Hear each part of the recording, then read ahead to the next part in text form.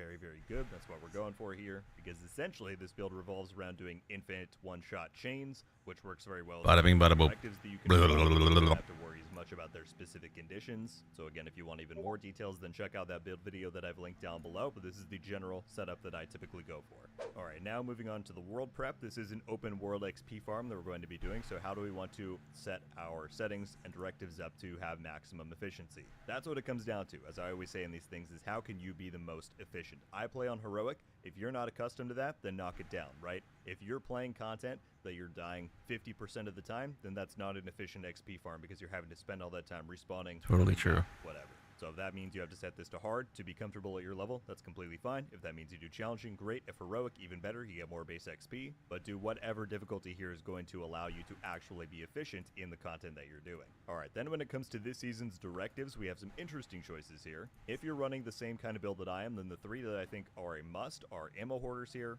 Fog of War, and Ragers. I don't think any of these three will impact you too heavily. They should still allow your build to do plenty fine and you to perform and function just as you normally do out in the game. Especially with the hotshot gear set's ammo refilling properties, you shouldn't have to worry about this one too much. The two that get more interesting are Cool Skills and Fragile Armor. Even though it's annoying, I do still choose to play with Cool Skills just for that extra XP. I can deal with not using my skills I like how much. everyone avoids Fragile Armor.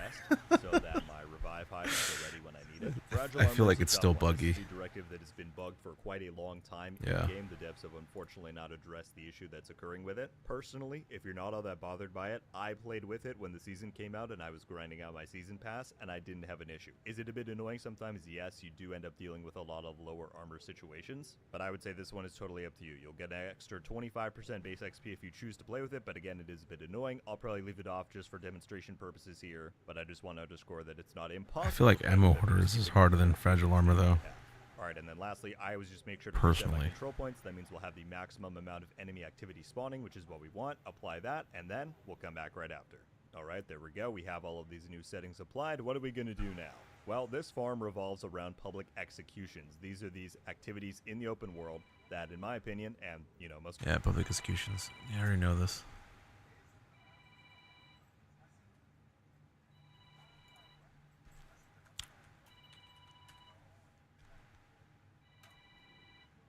Welcome. It's one specific thing. You may hate this. Hi everyone, I am GC Rock and welcome to another video. We are talking Seasons 2.0 again today, and the reason for that is because yesterday, Massive, we're kind of forced to put out further communication. I have such a problem with GC Rock saying forced. Like, the devs weren't forced. They needed to release this Q&A. That's a given. There's nothing forceful about it. They needed to release this. A 2-minute video shotgunning information like they did. Dude. No. This needed to be released. Needed to be. There's no forcefulness about it. As to what Seasons 2.0 is going to be. They announced it last week at Ubisoft Forward, and since then there has been so much criticism, so much negative feedback about it, and people just not really understanding it, I want to say. But not just that, I released a video just giving my opinion on it. And it's like, I don't understand the whole, like, I released a video and I got negative feedback on it. Like, you should question, why am I getting negative feedback about this? Oh wait, the majority of the player base does not like this. I should probably make a video discussing that instead of telling people that they're wrong. Just maybe. I don't know. And people are really attacking anybody that's quite positive about this also. It's exhausting. Yeah, it's just proper exhausting. If you don't agree with our opinion, that is absolutely fine. Everybody's entitled to their own opinion. And I give it to GC Rock. He's trying to make videos that explain the whole understanding and helping people to understand what's going on in Season 2.0. But what that Q&A basically stated was, you are going to try this whether you fucking like it or not. Obviously, but don't attack people that just are positive about this, like, just as much. I totally agree with that. Don't attack people who think they're thinking positively about this. But at the same time, I mean, if you're joining the conversation and it's going to be negative, why are you joining the conversation? Or why are you starting the conversation? Do you not want to talk about this? Do you not want to have a conversation about this? This is how conversations happen. This is how relationships happen. This is how friendships happen. That's the whole point. Everyone's going to have their own different point. Not everyone's going to think the same. You may hate this, people like it as well. It's quite mixed with Seasons 2.0, and one thing's for sure is none of us really know what it is going to be. But there's further communication. We do know now. We do know now. Is giving us a little bit more information, and for me it's a bit of reassurance that your work so far has not been wasted. Totally it has been. The fact that you have to start over from the beginning and then redo it all and then have to wait 15 weeks, 3.5 months to access weapons, gear, apparel items, the exotic components that you potentially might get. Yeah, you're probably just going to play a seasonal character, do what you got to do, get to max level, get what you need to get, and then leave. There you go. All that player retention that the devs are trying to create is now gone. So it's like, yeah, this is an uphill battle, one, and it's a lose-lose, I feel like. You know, I said it last week in my video. This is all about the seasonal model. It's just taking the current seasonal model and doing something with it. In my opinion, this current seasonal model has been bad since day one. Like it has been, and I mean, they're working on it. Obviously, the manhunts are changing up the game in some shape or form. You have to go through a mission through the back end instead of the front end. You have to do bounties that are more or less the same thing, but kind of interesting. But the main grab is the main climax mission. Now, Stovepipes and Vanguards were the only two that were really grabby. Like, you had to really question yourself, okay, I'm playing on Heroic, and I'm soloing this. I think I need to team up with teammates to really beat this. Therefore challenging you. Therefore forcing you to go, okay, I need to find players to help me do this. That's good. That's very good. It's had 2 changes in the last, 4 years? And those changes were making the manhunts split in half. If anything, what they should do is seasons is they should take, like, what does Destiny 2 do? They take, an entire 2 months until they release, like, a giant fucking DLC. You get raids, an expansion, and you get more story beats. We've already stuck with this game for how long now? So I'm pretty sure we can, just wait. Just a theory, because it's not like we haven't been doing that already. Just saying. But, what the fuck? Because they were just too long and boring, and making the leagues easier to do. Now, that's a sign of some bad content right there, when the only changes you have done is made it easier and made it shorter. Seasons 2.0, for me, even from last week's communication, was all about taking the seasons and just making them more immersive, more rewarding, and more fun to play. I've been speaking to a lot of people recently. How? In the grand scheme of things? How, in the grand scheme of things, does it make it more worth it to play?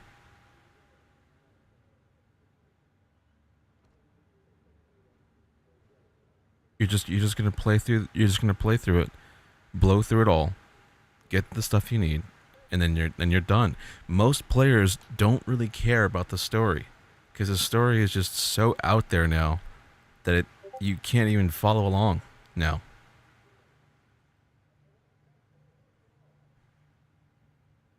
So you're better off just getting what you got to get and then leaving, which sucks in the grand scheme of things.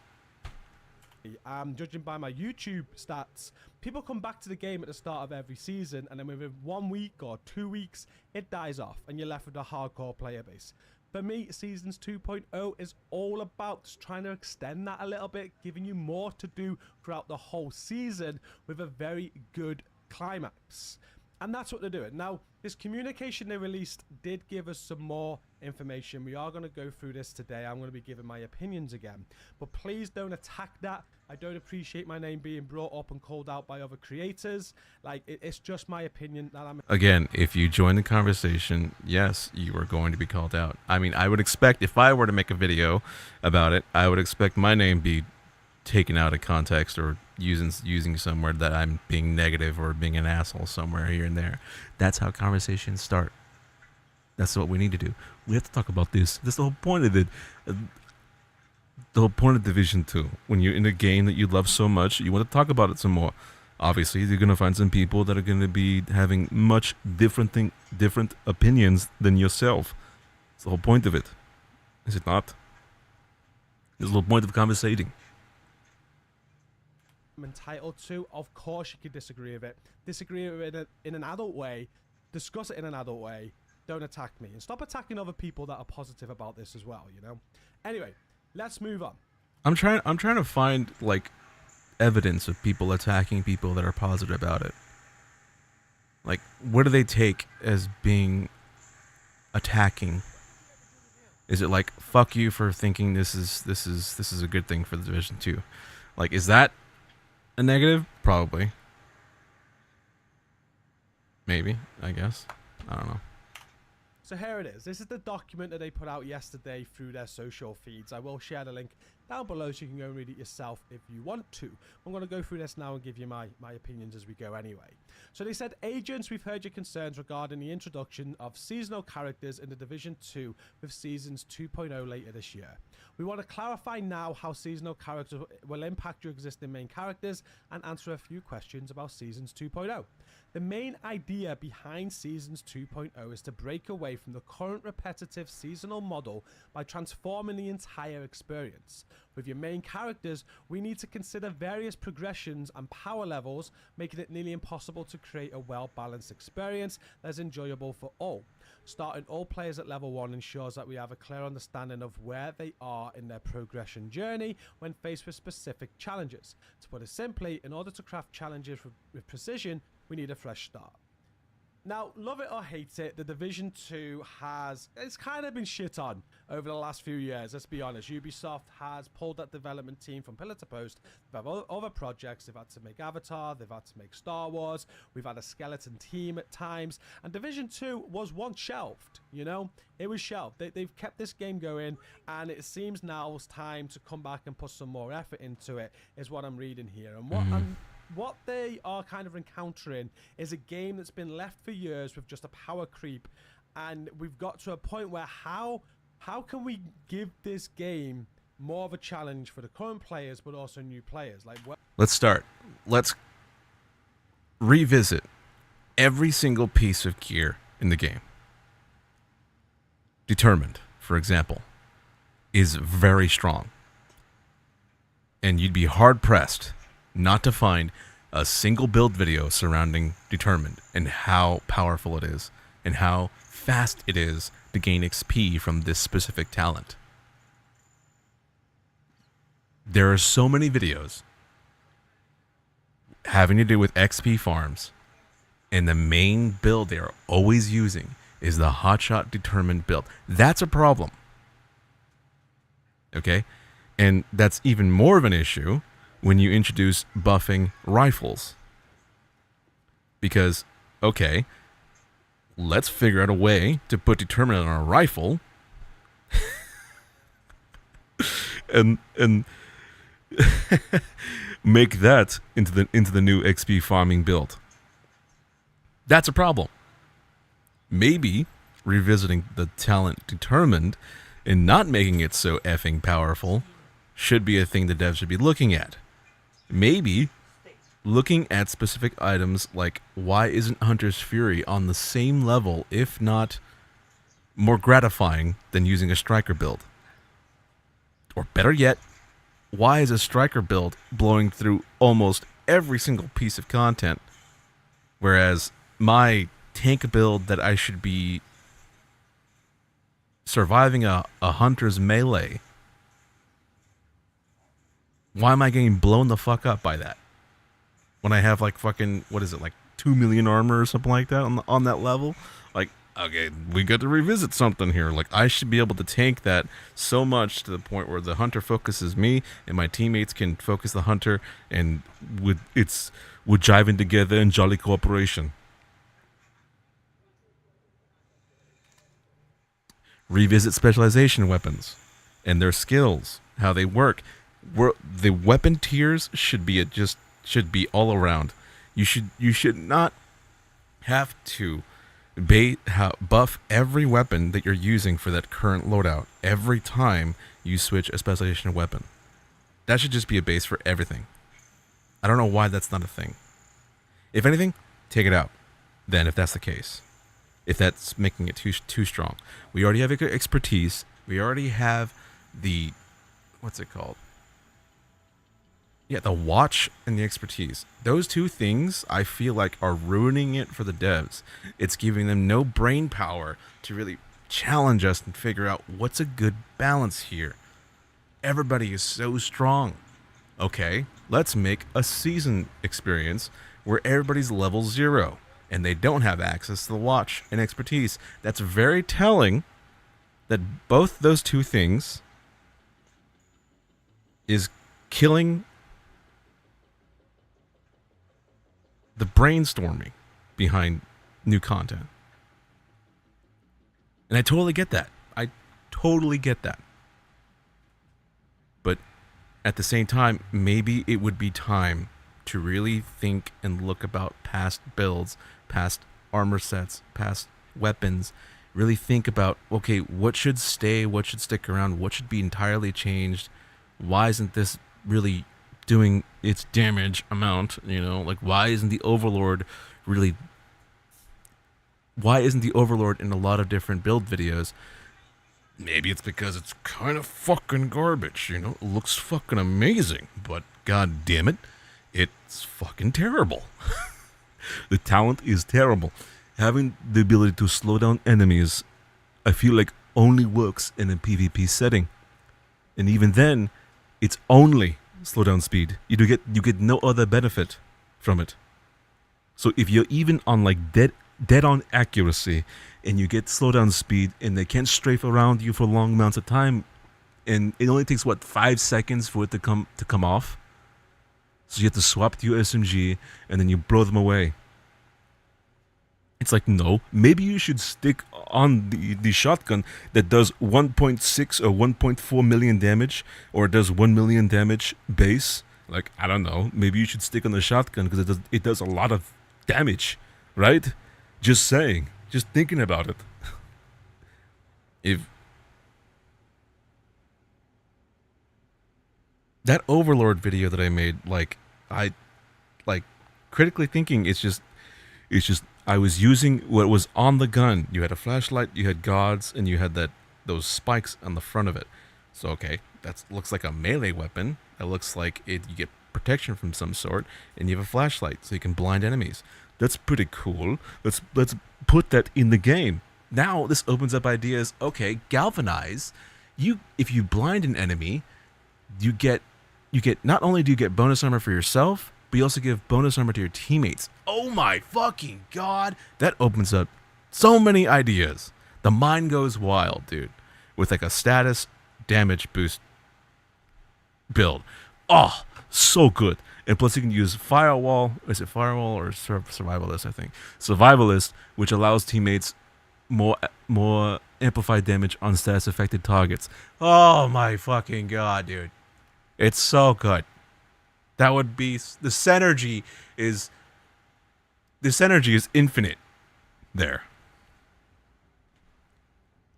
Okay. Let's go back to it.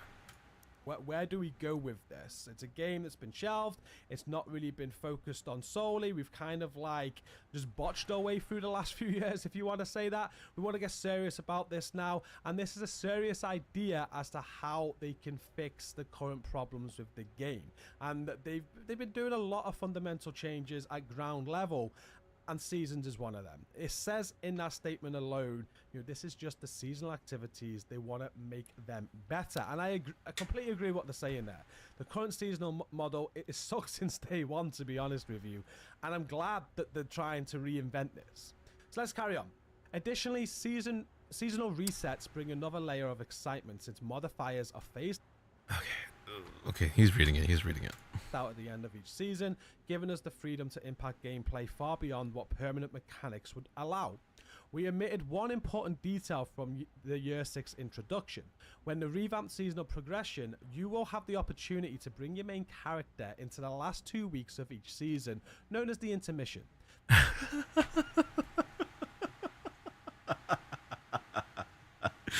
The last 2 weeks, all right?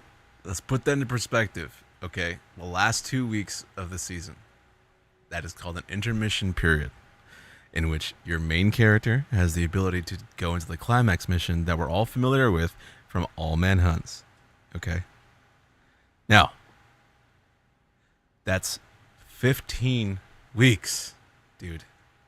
That's 3.5 months you have to wait to play said mission. 9 times out of 10, who is going to stick around long enough for that when other games exist? I don't get it. I don't understand what they're thinking that this will keep player retention. Because that's the main thing that they're trying to battle, player retention. They want players to stick around. This does not speak to me in ways that I want to stick around and keep playing. If I have to wait 15 weeks to finally play the mission that I was grinding for. That's kind of pointless, don't you think? I don't know. 15 weeks, 3.5 months. I'm going to go play The First Descendant. I'm going to go play Until Human. I'm going to go play Elden Ring. I'm going to go play all these other games that are coming out in between. What is the point of me to come back to this game? Oh, wait, look, I forgot. Am I shit out of luck for the 2 weeks? Am I shit out of luck now? Oh, I guess so. I might as well stick around on the game I'm currently playing, putting my time into. You know? Am I crazy? I don't know. I guess I am. Jesus Christ. The intermission allows you to revisit your main character with new content and seasonal progression using your current arsenal for experimentation, strategy, and dominance. At the start of the intermission, all rewards earned with the seasonal character, including shade levels, proficiency ranks, stash items, and collectibles, will be transferred to your main character.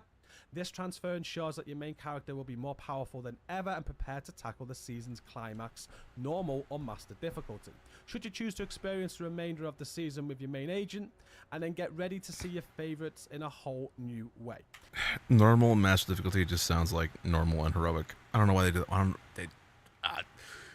Did you see a big difference in the difficulty spike on the previous Manhunt missions? I didn't see a really previous difficulty spike. I saw a lot more ads that, bum rushed me and made me think twice about the rushing in. That's about it. And forced me to find teammates to help me because, goddamn, that Vanguard last mission was very challenging. I will agree on heroic. It's fun. It's very fun. But I don't think that's a master difficulty though. Like if from what it sounds like, master difficulty is going to be like an incursion difficulty, where like some enemies that are elites will kind of be more in between the level of a purple and an elite. They won't really be that strong in terms of bullet spongy, but the tanks, those will be your main issue. They're gonna be a big bullet sponge, from what it sounds like. I mean, what else could you do, really? I guess somehow maybe bring back the fire doggo, which was a big fucking problem for a lot of players, myself included. Like that fucking thing. Oh my god, that thing terrifies me. But that was very cool, though. It was very interesting. However, trying to fight a Terminator that has a flamethrower and that prevents you from aiming your gun and running away properly, I mean, it's not just hot, it's kind of annoying. Like, I don't know. So what I'm taking from here is, again, they're just looking to make this more immersive every season. They don't want the same thing every season. It's just... But then that opens a door of like, okay, this whole flamethrower doggo thing that we're never probably going to see again. Okay, even though it was really hard and challenging, maybe, just a thought, maybe you guys should do a Terminator crossover event like you guys did with Ghost Recon Breakpoint. You know, there's T-1000s spread out through the map, and they're fucking hard. Like, they spot you, you're probably gonna die. It would be cool if we got like a seasonal, I don't know, not seasonal, but like a crossover event, like a Terminator event, and we fight Terminators that took over control points. Oh shit, I would be so down. You kidding me? I would be the day one. There's ton of crossovers they could do, like a Rainbow Six Siege crossover. Do more of those. Could easily do more. You know, unlock their costumes. Something, just more. And I would totally buy those too. And I'm pretty sure other players would do the same thing. But considering how wishy-washy the devs are with this game currently, I wouldn't blame them to be like, no, fuck you. Kind of like, I've seen loads of complaints about this. It's just no change. You're doing the same things all the time. It's the reason why people will come back to the game just for the start of the new season, see what's sort of new, realize there's nothing new, and just go after a week or two. So hopefully with this and a new way of playing with these modifiers, which no one knows what they are yet, it'll give you a... We do know what they are. We've already experienced them. It's just going through a mission at the back end instead of the front end. That's it. That's the only modifier. That's the only modifier to expect. And sadly, that's the best I can come up with. Without, you know, creating some type of like classified mission type deal. Which they should totally develop on, by the way. I don't know, release those manhunts as like their classified missions. And then I don't know, backpack trinkets. You know, you could add so many things. More pins. You can more patches. Something. Dude. An XP boost for an hour. I don't know. Fresh way of playing without actually giving you fresh content. I know that's a big complaint that we will get to in this video. That's a valid complaint though, dude. But it's got to freshen up the current content for you, and I think that's a good thing that we really need to just take points of. You know, new content's great, but if you can refresh the current content as well and make that even more fun, then that means when we don't get this new content all the time as often as we want it, at least the current content that we're playing is still immersive and fun, and it's not the same old all of the time.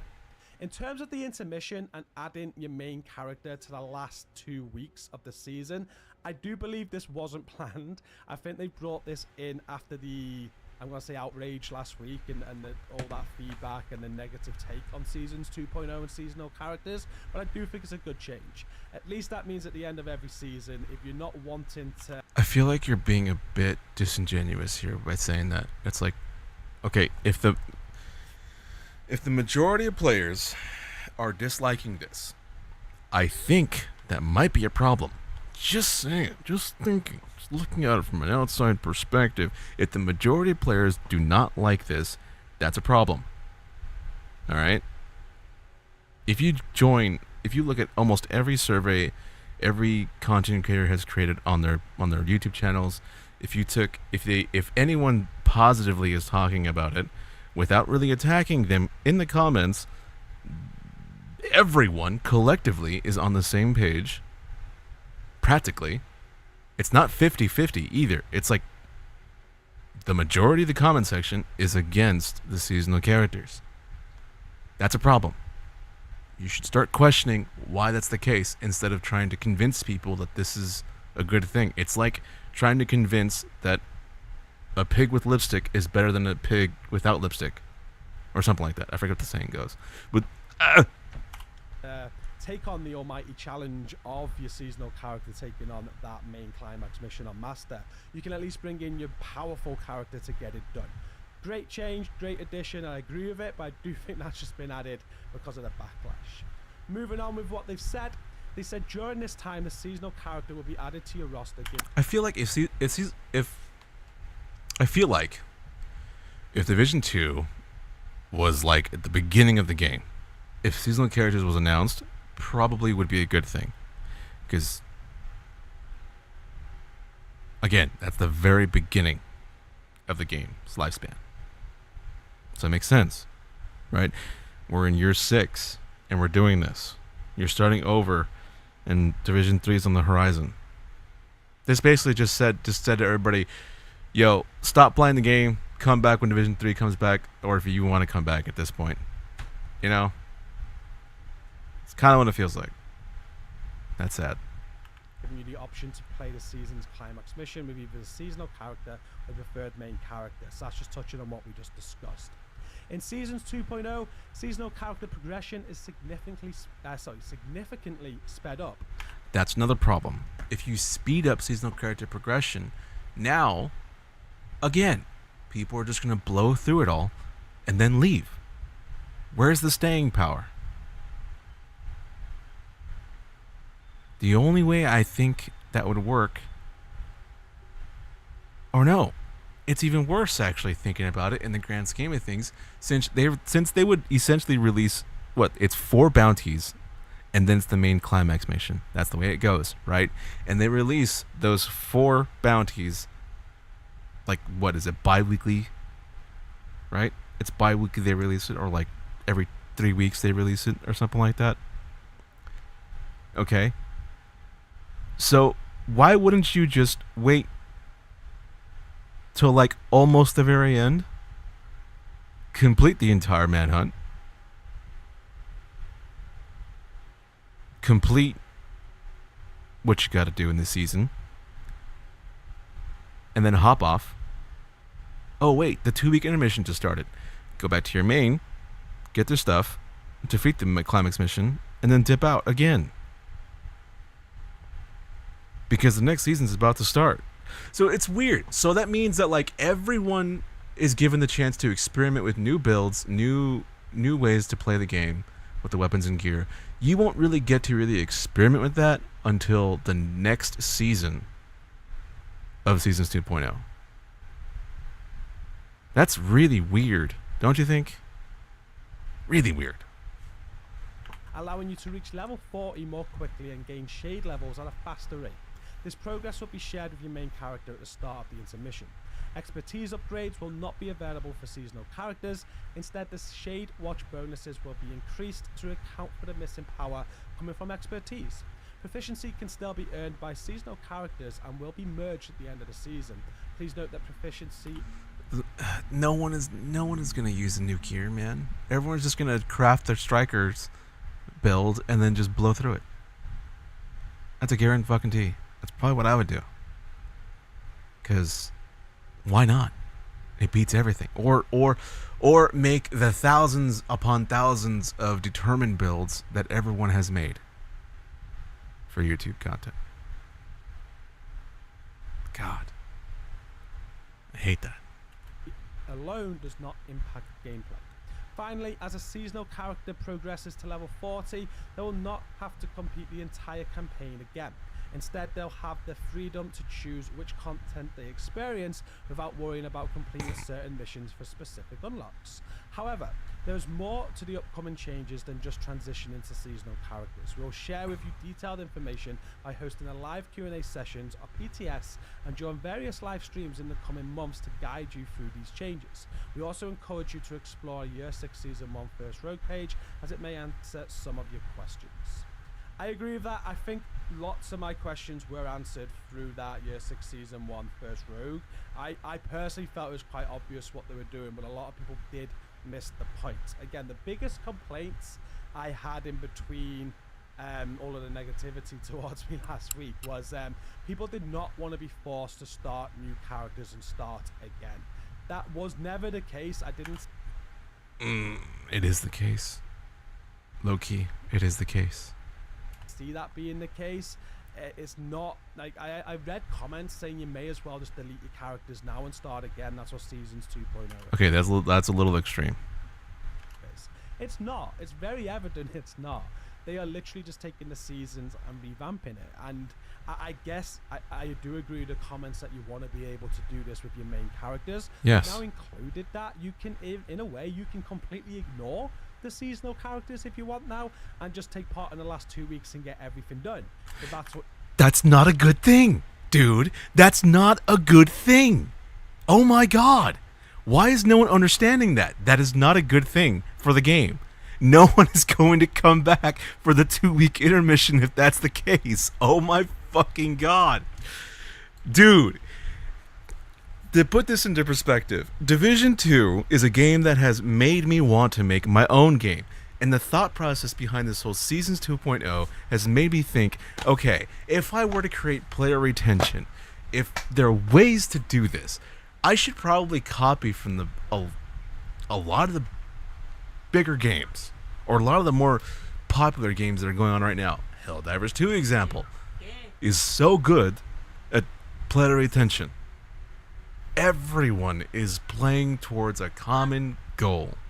Division 2 could potentially do something like that, not sure, but having 9 factions, and who knows, we might get a new faction in the Brooklyn DLC, who knows, you could easily create a mission doing that, or create dailies that would require you to, like, hey, we need you to kill this many fucking factions. There's too much shit going on with this faction. Everyone needs to group up and get on that. I mean, it kind of sounds like now the Division is an elimination force, but there you go. There's your player retention. That's such a bad mindset to have, to think players should just ignore the seasonal characters, wait till the very end of it, and then do what you gotta do, and then dip out. That's not staying power. No one is gonna stick around for that. That's killing the game, dude. That's not a good thing.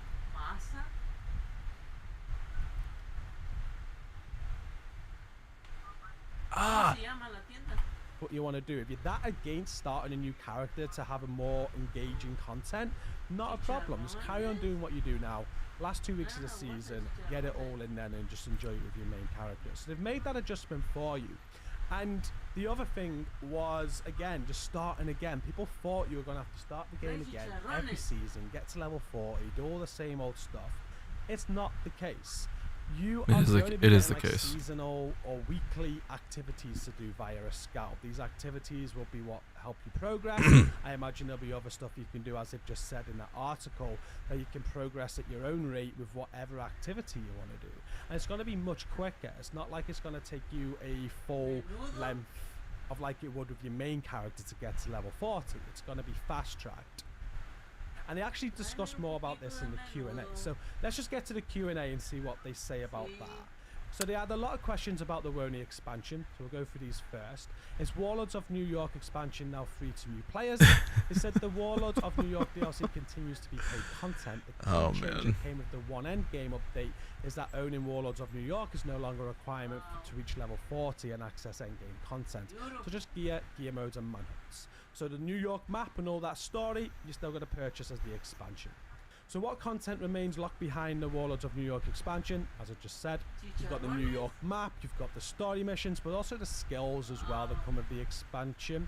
They say playing Legacy Manhunt missions won't grant access to skill variants for Repair Trap, Shrapnel Trap, or EMP Sticky. These skills are tied to specific bosses in the Warlords of New York expansion, and players must unlock the skill platform in Warlords of New York to use them. The only difference is the climax mission, where defeating Fei Lao and earning the Achilles Pulse skill variant will be accessible regardless of Warlords of New York ownership, providing you already have the Pulse unlocked through the main. Yeah, that's good, because I mean, you do the mission in Washington, so it makes sense that you'd get that. But everything that's done in New York, yeah, you have to play the New York mission. That's the only thing that makes buying New York worth it. And another content creator I follow, Dodd Roggenboo, has a really good point as to why I don't understand why they didn't do that. Why didn't they just merge the base game into New York? And you just buy the New York DLC and you get the whole game. You get the full base game and the expansion. Therefore, you're forced to get all the content and you're not left behind at all. Because the base game right now, what is it, like $20? And it goes on sale for like $15? Probably less than that. $7? $8? I don't remember. And New York usually goes on sale for like $15. Probably less than that now. Why didn't they just merge the base game into New York? No one gets left behind. And you just buy the one expansion and you're one and done. That makes a lot more sense. But we don't like sense around here, I guess. Whatever. Okay. Next question is, will the New York map remain accessible for playing Legacy Manhunt? Players without ownership of Warlords of New York will not be able to access the Legacy Manhunt missions set in New York. If they attempt to fast travel to the climax location, they'll receive an in-game notification.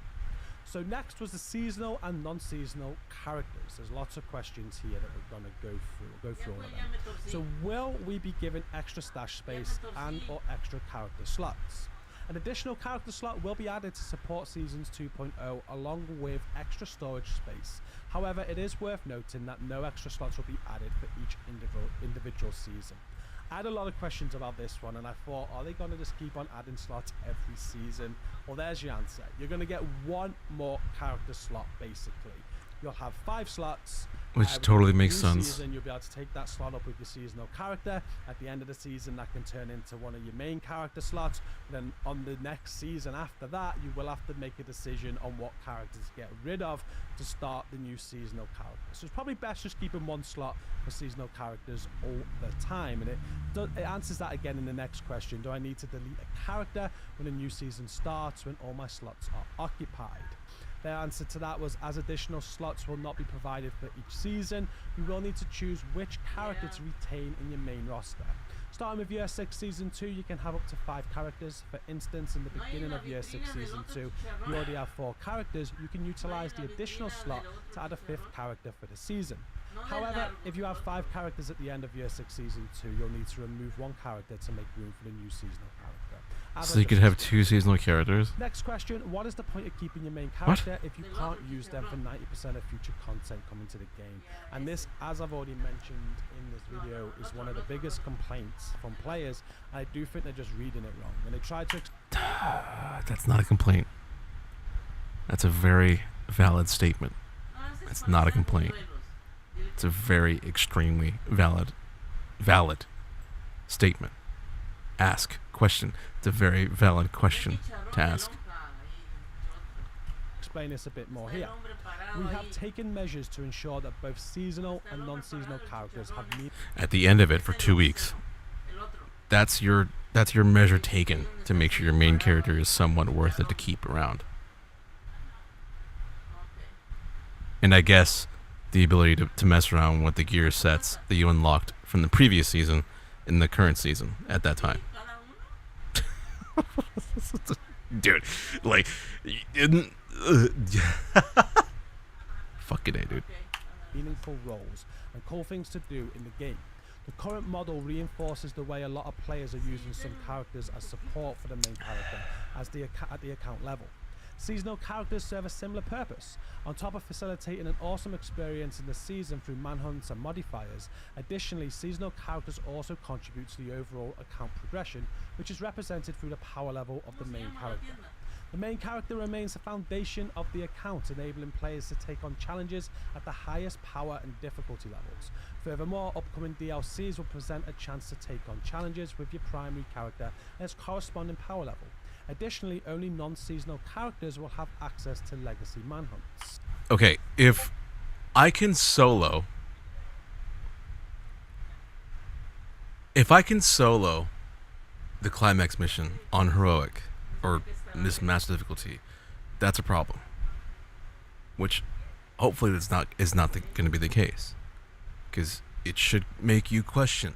Okay, I need 3 more players to help me out with this because it's really fucking hard on heroic or on this master difficulty. Quotations.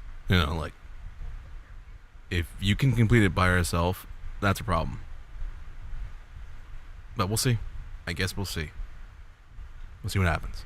But they seem to understand difficulty and how it works. I mean, they've done it in the previous manhunts, so I have total faith they'll make a challenging difficulty. So again, this kind of goes back to my video last week. Your main character is still going to be used for anything that you do now in that respect. Whether you raid, whether you do legendary missions, whether you do PvP, whatever it is that you do on the game right now, you're still going to be able to do.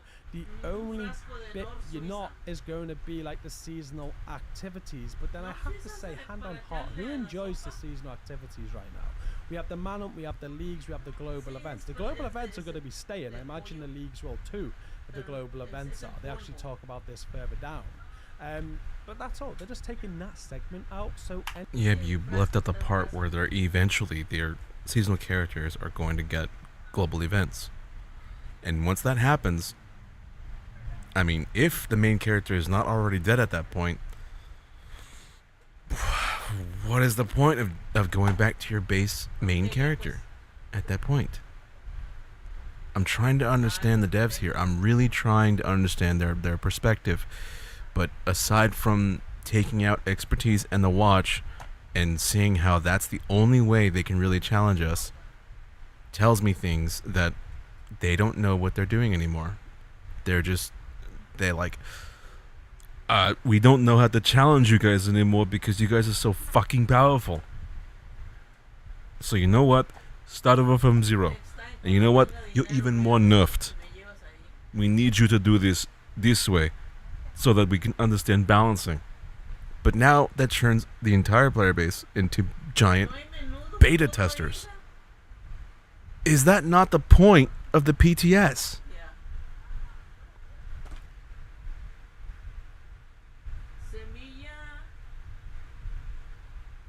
Sudden realization of something. We're all just going to be giant beta testers for probably Division 3, maybe. I don't know. But it feels like that, and I don't like to be pushed into being a beta tester for a game that I love a lot. For a game that I don't even know if I'm going to like. Dude. anything you do now, and if you're not at that end game where you've done everything, you've still got your watch level to work on, you've still got your expertise to work on, you've still got any and the worst part yet is that, like, we're all treated like this. You're wrong, okay? I'm right because I'm making the game the way it's supposed to be made. No matter what you say about the game, your opinion is not valid. What you're asking for is not valid. I'm going to make the game. We are going to make the game the way we think it's supposed to be made, and you're going to fucking like it. Has that ever worked with any game, having that mentality? No, it hasn't.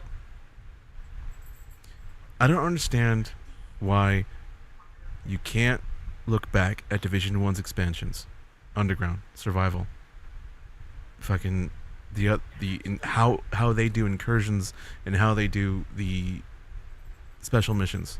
I forget what they're called. No. I don't know why you can't build around that. I don't know why you can't. I mean, I'm not saying like make it 1-to-1 and then bring it over to Division 2. Obviously make it different. I mean, fuck, man. You could easily take what they had from what's that canceled game called? Division Outlands? Is that what it's called? That Battle Royale Division they made, whatever. They could take concepts of that and turn that into Survival and put it in Division 2. I don't know. And that would change it up. That'd make it different. That way it wouldn't be completely 1-to-1 to Division 1 Survival. You know? Because I don't know about you guys. I would like to see Survival in Division 2. I wasn't not a particular fan of it in Division 1. However, I would not like it to see a 1-to-1 version of Survival in Division 2. Obviously, change it the fuck up. In some shape or form.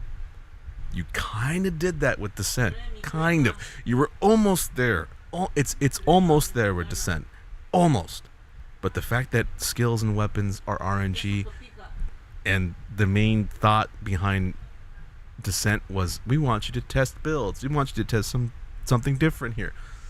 Everything is RNG. You can't pick up weapons from enemies. You can't really fiddle with different skills that much, because again, it's all randomly based. So that gives you no testing power, really. And on top of that, no matter what you choose, the last enemy, what's this called? The Reaper, the invader, whatever it's called. He fucking just ruins you, pretty much. And if you make yourself too powerful, because it's based on your character. Like you kind of have survival there in some shape or form, kind of. You're almost there. I don't understand why you just don't develop upon that, and then make its own version of survival. Make your guys' own version of survival. And again, Heartlands, Division 2 Heartlands. There it is, or Division Heartlands. Take that concept, turn it into Division 2's survival. Bam, everybody wins. Make it or bundle it up with the expansion. Boom, you get the expansion and a survival mode. Test it out. If you like it, if you like what you see, let's develop more upon it. Which is weird, because that kind of sounds like a battle royale, essentially, for Division 2, which I'm pretty sure people would like either way, because it's just content. So it's like, yeah, just fucking throw it in there. Who cares at this point? Fuck. Content to work on as well. If you've not done the raids yet, if you've not done the incursion yet, if you've not done the legendary yet, all this is still your main character, and your seasonal character is only going to help add more power to that as time goes. And as they said in that point there, any future content in terms of DLC will be for your main character. You're going to be taking that on with your main character, and I'm sure this is also going to stretch to any future content like raids, incursions, new legendary missions, or anything like that. So let's continue. The next question is, will there be any new content for the main non-seasonal characters? They say non-seasonal characters will continue to have access to all existing game content, including both Warlords of New York and the upcoming DLC. Right now, there are no intentions to introduce another incursion or raid. Now, this has been met with a lot of backlash, this statement. Rightfully so. Take point of the right now. Right now, there are no intentions to introduce another incursion or raid. Now, I know people want this. I want this. I was expecting this year, to be honest with you. I thought there would have been an incursion in year 6. But by them saying right now, what they mean is the current roadmap, so the year 6 roadmap that they've given us, will have none of. You're going to have to wait a fucking another year, basically, is what that's saying. Get fucked. For any of you that want new content, wait another fucking year. Okay. Bye-bye. Fuck. There goes the entire player base. Bam. Hearing that entire question and that answer basically told the entire player base, hey, we want you to start over. We're not going to bother making new content. So, fuck off or stick around. That's basically what it told me. So, fuck. So I wouldn't expect an incursion or a raid before the DLC. It's probably not going to happen with this statement. It doesn't mean it's not going to happen after that, though. If you watch back to Ubisoft Forward, what they said about year 6 was this is a transitional year. They're using this year to basically catch up the game to make it current. So this game is 5 years old. They're really putting work into it now, and they just want to work on the foundations because it is quite old and it's outdated. So they're trying to get those foundations right, and this year is transitioning to be prepared for future content. They did use those words. They're preparing the game for future content, and I think that's going to kick off with the DLC, which is why the DLC has been delayed before all this got done. So once all this is done and we get the DLC, I imagine there's going to be a year 7 roadmap, which will come out when the DLC comes out, I imagine. And which is another year from now. I feel like every year this game comes out, or this game decides to come up with content, quote unquote content, I feel like everyone just loses interest immediately at the beginning of the yearly content. Everyone collectively just loses interest, and then at the beginning of the next year, they'll announce something like, "Hey, we're making this for this." Everyone comes back, checks it out, and then they just dip off again, because it's just the same thing over and over again. A lot of the same lies is being told every fucking year.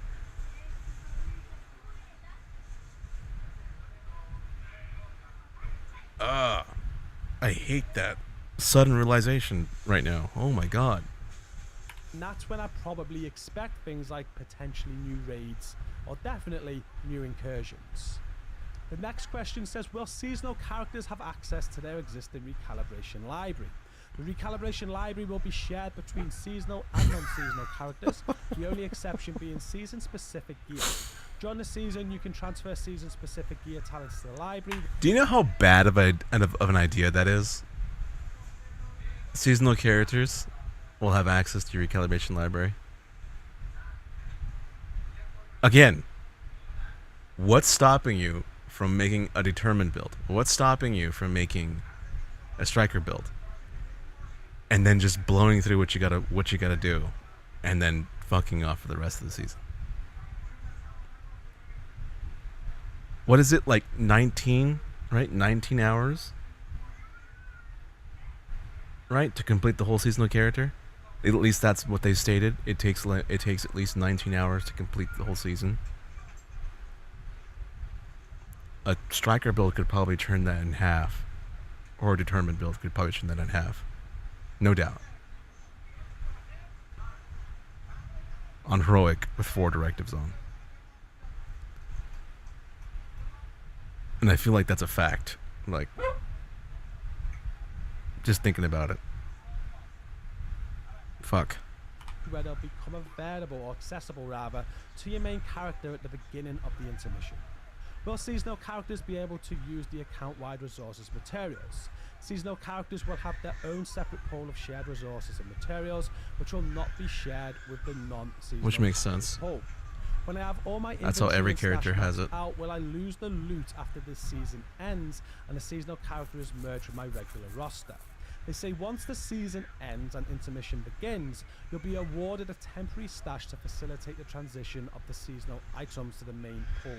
It is up to you to decide what to keep and what to discard or deconstruct during that process. However, please note that starting from year 6 season 3, if you still have items in your temporary stash, you'll be unable to create a new seasonal character. How will my hardcore... That is the only good thing that comes from that. So basically you get you basically get a temporary extended stash amount. That's very good. That way you don't lose any items if potentially it automatically deletes your seasonal character to start the new season. That's very good. It's very good. That's about the only positive I've ever found in this entire thing. You get a temporary stash that's actually useful. But again, that does not start until season 3, not seasons 2.0. So you have to wait another season, another 15 weeks, another 3.5 months to really actually experience that. Wow. Core characters be impacted. At the start of each season, you'll have the option to select either a hardcore or regular seasonal character. I think this... Or worse, as we've all known and as we've all grown to expect with updates on this game, how do you know that the weapons and items that you've earned are going to officially carry over to your main character without some sort of crash happening during the process, like a delta or something? Are you shit out of luck out of something really good? You know, that's a very critical statement and question people are asking and no one's addressing. Because, again, every update brings new bugs. I mean, hell, dude, the rifles I want to use, I want to make a build about. In the most recent update, you cannot hear the bullets from your own gun. That's a problem. Alright? And now the crafting bug glitch is back. How did that happen? You made a critical emergency patch to patch that out, and it got brought back with the patch, whatever recent update it was. That's very telling, dude. Guys, please take your time. Please take your time with this. Do a PTS for the seasonal characters and make it longer than 2 days. Make it a month, dude. Test these things, man. Like, that's one terrifying thing I can think of. Is like, yeah, you grinded out the seasonal character. You did all the things you got to do. Now you get a temporary stash. How do you know if the temporary stash is not going to glitch out and you can't take items and weapons out of it in time during the 2 weeks? That's scary. That's very terrifying. Not going to lie. And that's a very valid question to ask.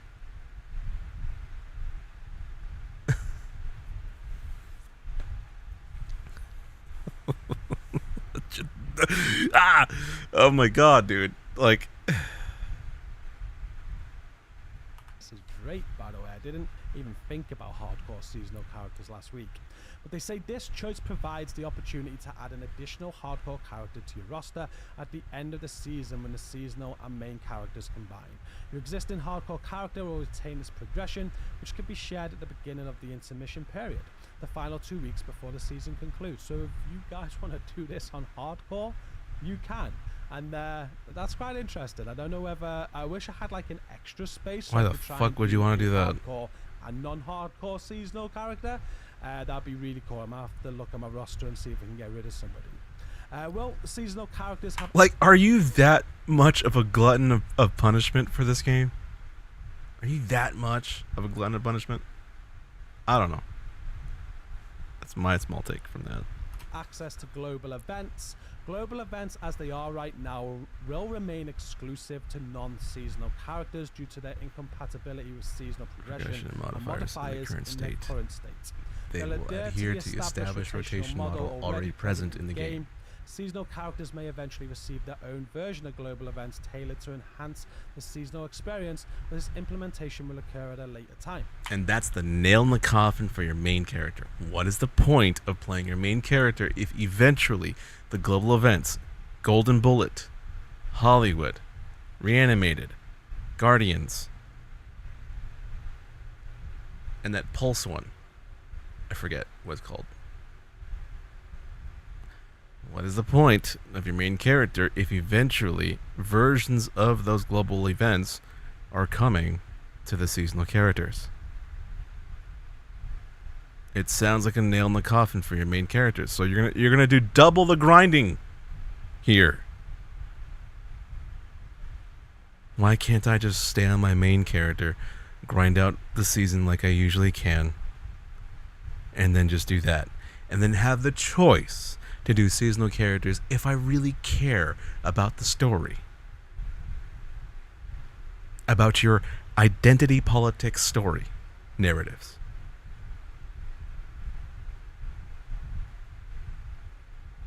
Just saying. What's the point after that? Once global events are accessible for the seasonal characters.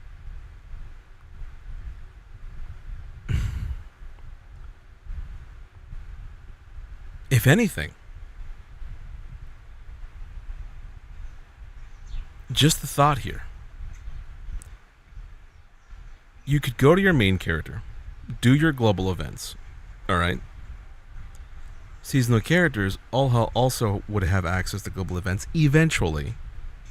So, are you going to give players double the chances to get double rewards from global events? Now we're talking here. Now we're talking about something good here. That is the only positive I can find here, is getting double the rewards from two different things.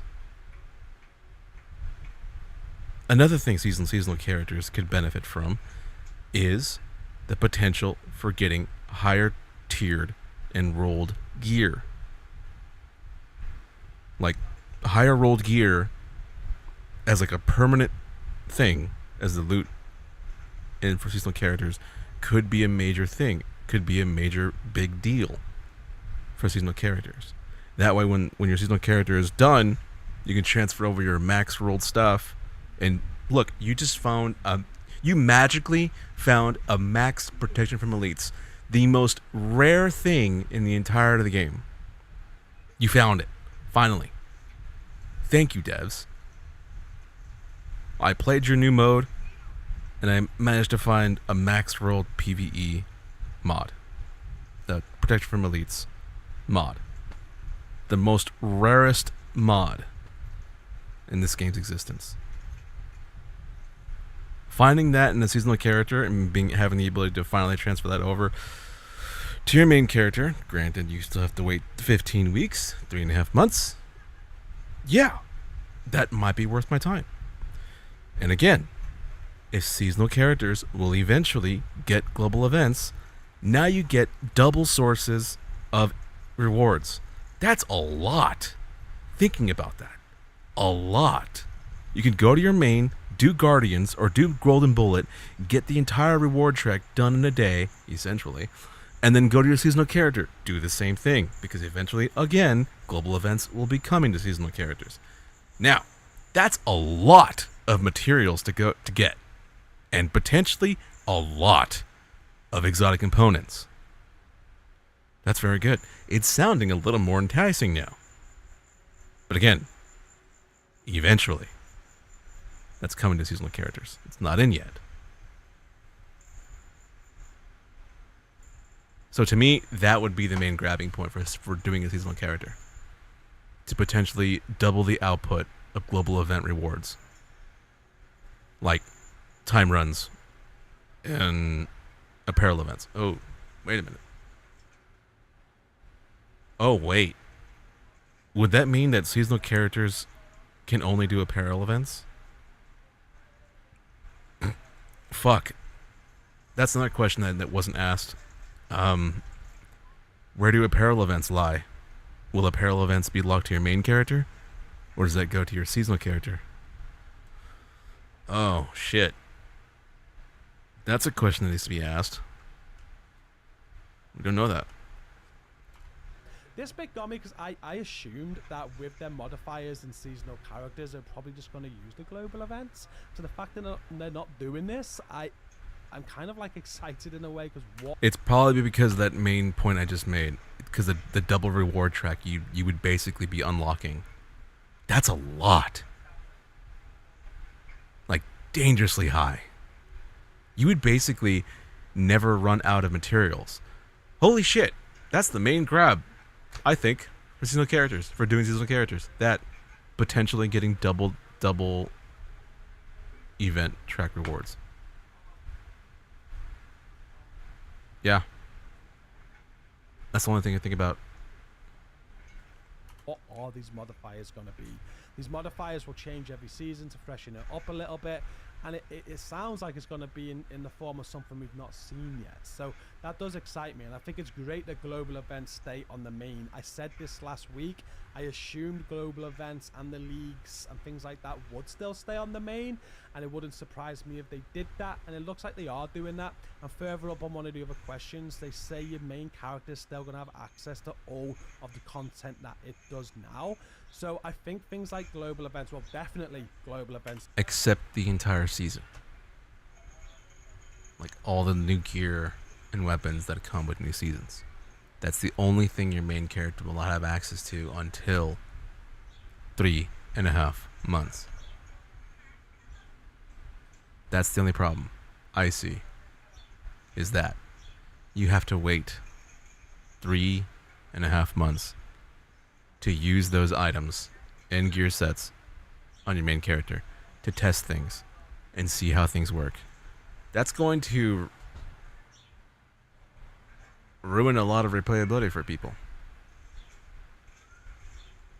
So it's like you're basically, it's not going to be until the next season until you actually play the game, really.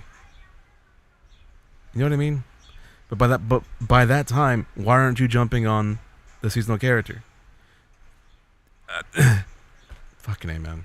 have said it, but also like your leagues that you do, I think they're still going to stay on rotation each season. So I wouldn't worry too much about those. You're still going to be able. Like, I feel like that's the thought that they had, where it's like, okay, like in the dev room, okay, we're in the dev room, we're thinking about this. Okay, like, how do we create player retention? How do we keep players playing the game so we can feed them microtransactions so that they just keep buying bullshit, essentially, you know? Okay, let's release a seasonal content thing, and let's lock out all the gear sets and weapons for 15 weeks.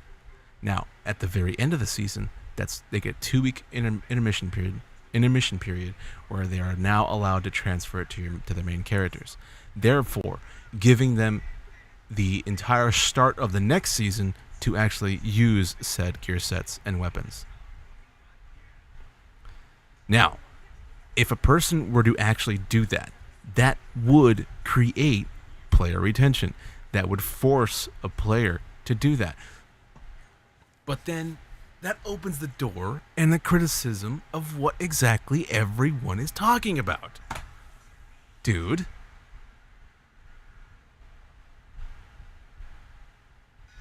It's the forceful nature of doing this. I don't get it.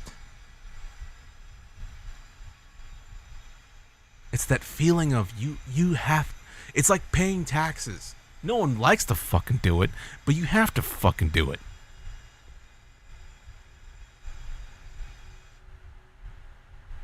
It's going to be...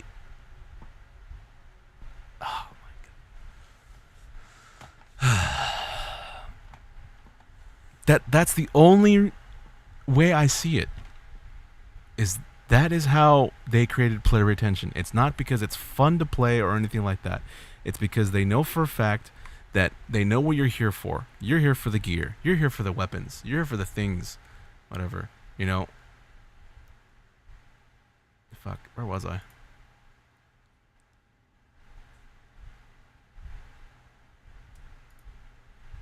Yeah, you know, like... We know what the players are after. We know exactly what the players want, and that's the gear sets and weapons of seasons. We need a way to lock them out so that they can't use them right away. So, seasonal characters is that answer. Now, players will have to play the seasonal character to unlock these said items, and then they're given a 2-week period to get those items. Now, they're stuck in using those gear sets on the main character throughout the beginning of the next season. That is so diabolical, dude.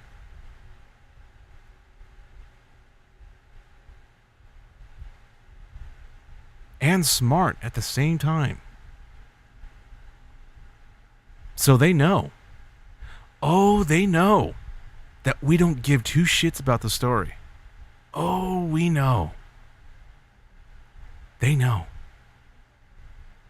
They know what we really want. The new gear and the weapons. This is still a speculation, but dude, that's a massive revelation I just had. Holy shit. That it does now. So I think things like global events, well, definitely global events have said it, but also like your leagues that you do, I think they're still going to stay on rotation each season. So I wouldn't worry too much about those. You're still going to be able to do them. Manhunt 2.0 is next. First question is, will the new master difficulty be anyway available for non-seasonal characters? Yes, Climax Mission on master difficulty will be available for both seasonal and non-seasonal characters during the intermission. That is so scummy. Oh my god. Just thinking about that.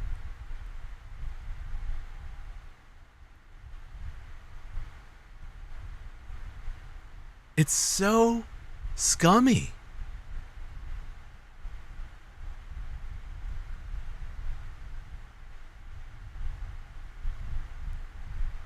Ah, I'm disgusted by that. Oh my god. Mission, a 2-week period between the seasons. Why tie the Manhunt to seasonal characters' participation? In Season 2.0, the optimal way to experience the story is through the seasonal structure. utilizing a character with the appropriate power level to capitalize on features such as gameplay modifiers and seasonal items. The story will be adjusted to accommodate this new dynamic, with multiple agents fulfilling their roles throughout the season. Moreover, after the season ends, players can opt for the climax mission using their seasonal or primary character. I just want to talk about this climax mission now because this is what this is all about. I think this could be the hidden gem of Seasons 2.0. They're putting a lot of work into this, and the climax mission for the last few seasons has been the biggest point of it. That's been the thing we've most looked forward to, playing that climax mission, right?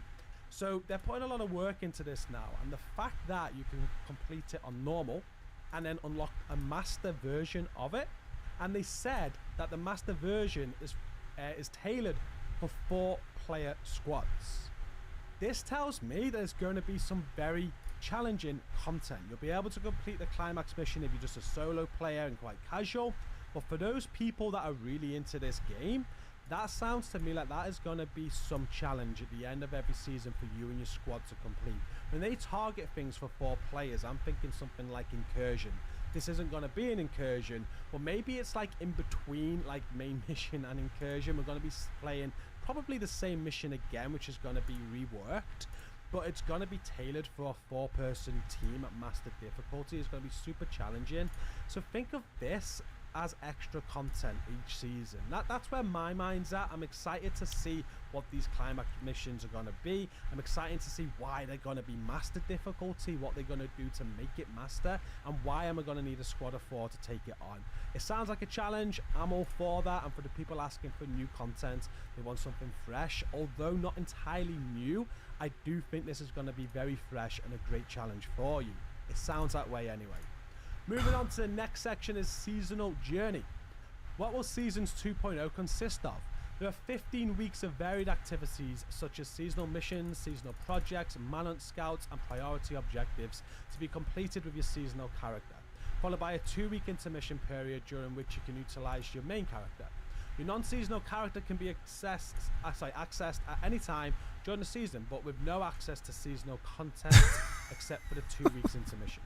Approximately how long is the accelerated line to level 40 expected to take?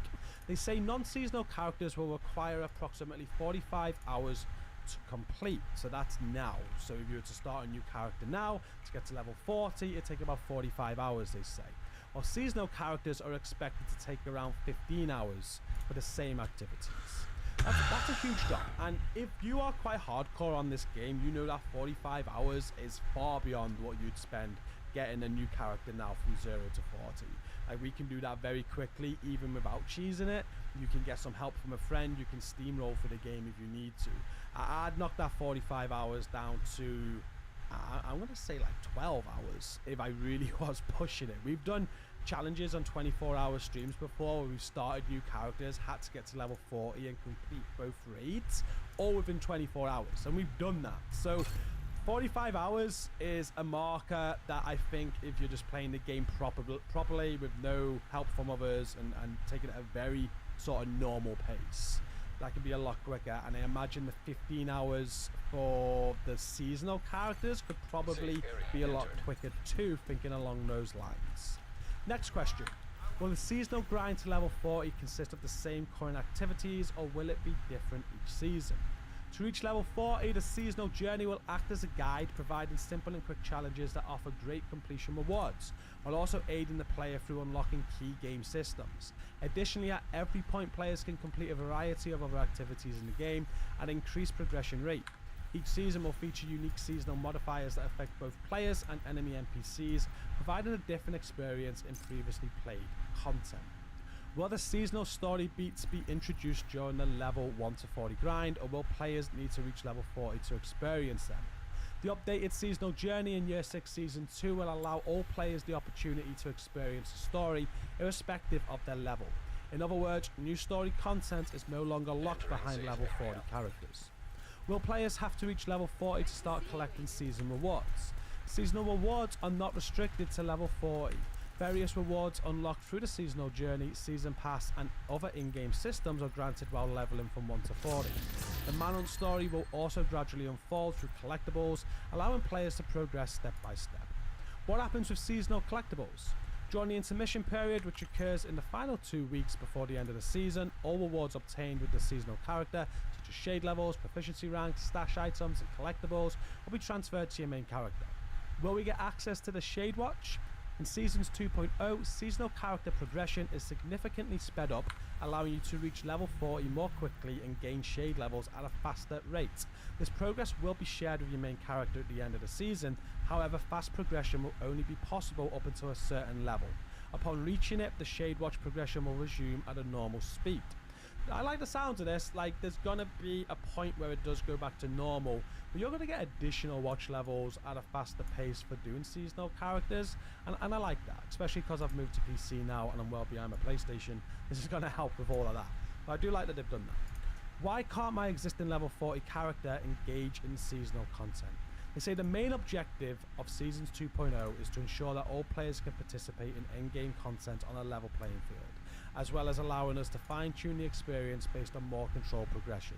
Additionally, modifiers and season resets provide levers Man, I need to like grant a gameplay third screen to challenges do this. far beyond what any permanent mechanics would allow, thus avoiding long-term consequences. I again spoke about this in my last video. These modifiers are gonna hopefully make the game much more fun and just give us a way of refreshing current content. Rather than just doing the same thing all the time, we're gonna have these modifiers that really spruce it up and make things spicy, you know? And this is gonna change every season, and because it's on a separate server to the main server, they're free to do whatever they want. You know, they can really change things up and make this content as fun as they can. And that's what I'm expecting. It's what I've expected from when I first read this. And yeah, I think it's a great move. What they're saying is, if they were to, what they want to do, if they were to try and implement this with the main current structure, they just couldn't, because it just changed things up too much. It really, like, one of the complaints is, don't force me to play the game how you want me to. And if they were to put all this on the current structure, that's exactly what they'd be doing. They'd be changing the way you play. They'd be forcing you to play the game potentially how you don't want to. And that complaint kind of like conflicts with what they're doing, because they're taking all their ideas and these modifiers and everything they're thinking about doing, they're taking away from your main character so you can still play the game how you want. Just have a think about that. It is one of the complaints that pops up. And yeah, but if you, again, if you're given access to your crafting bench already, that you already have everything all unlocked, what's preventing you from making striker build? The striker build. What's preventing you from making the one-shot determined build where you get headshots every time? What's preventing you from doing that? Absolutely nothing.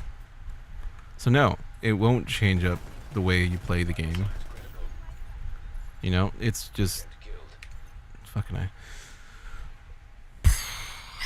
there's nothing preventing you from making the most OP gear right away at the start. Just get some money, craft your shit, do the content.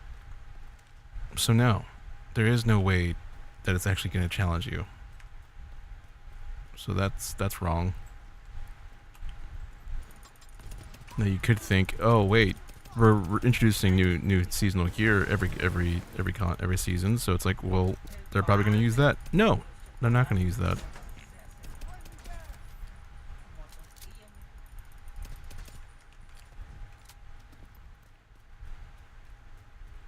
They're just going to make the most OP gear that they already have access to through their crafting bench, and then boom, that's it, you're done.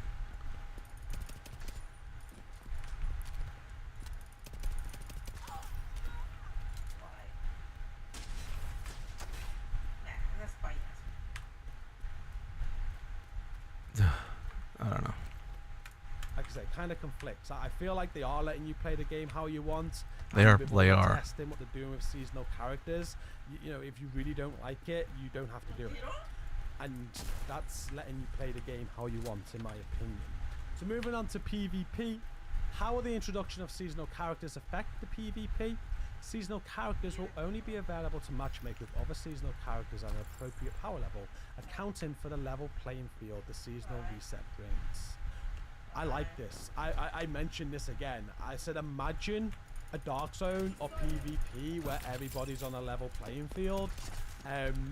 this excites me a lot. And if I don't really PvP on the Division 2 because I just don't like it. It's nowhere near what the Division 1 was. And I think this alone Fuck, dude. could...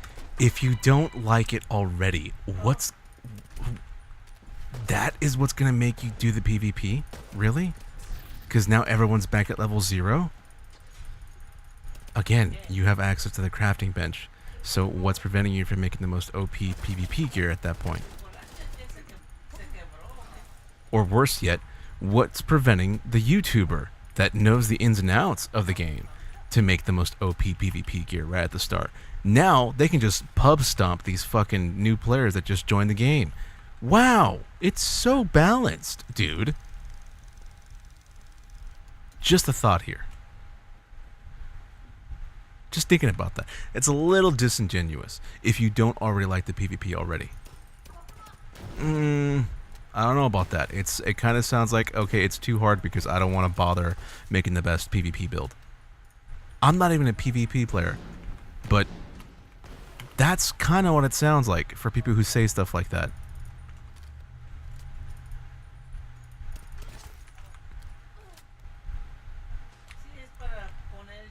Would make me just step foot in there and see what it's about. It excites me. I like it. I might PvP on my seasonal character. We'll have to check it out. Will modifiers work both in PvE and PvP? They say modifiers are PvE exclusive. They don't go on there. You'll notice in the current game, whenever they do global events or anything like that, it's never able to affect like countdown game mode, Ascent game mode, raids, incursion. These are all like separate activities that are never affected. The way they just say modifiers are PvE exclusive, it's got me thinking, will these modifiers also be active on raids, incursions, and the stuff we can't change now? I hope they are. I don't know. The fact that they've not mentioned it there is got me a little bit hyped about that. I really hope that when we get these seasonal characters with all these changes, we can then go into the raids with them as well. I don't know. I'm maybe thinking too deep. Maybe raids. Why would you bother? Be affected. But they do say PvE exclusive, and raids are PvE. Will seasonal characters have a separate DZ? Yes, DZ pools are separate between seasonal and non-seasonal. Finally, the last segment, multiplayer and matchmaking. How will matchmaking change the introduction of seasonal characters? Seasonal characters will only be able to matchmake with other seasonal characters at the appropriate power level, accounting for the level playing field this seasonal reset brings. How do you plan to balance seasonal and non-seasonal instances? If old gear aligns with a seasonal theme, we may rebalance and revamp it. Any changes that are deemed appropriate will also be applied to non-seasonal gear. Our aim is to maintain a balance between seasonal modifiers and seasonal gear. We encourage players to find powerful builds each season. And that was everything that they shared in their post yesterday. They must have felt forced to get more information out with... Every season that has come out up to this point, when has there been a single gear set that has been worth grinding for and using? It's a question to ask the general player base. Is like, what has there ever been a single entire set of gear that has been so good that you just can't get off of it? Not really. I have taken so many steps to make Breaking Point good, but it's just, there's just nothing to make it worth it.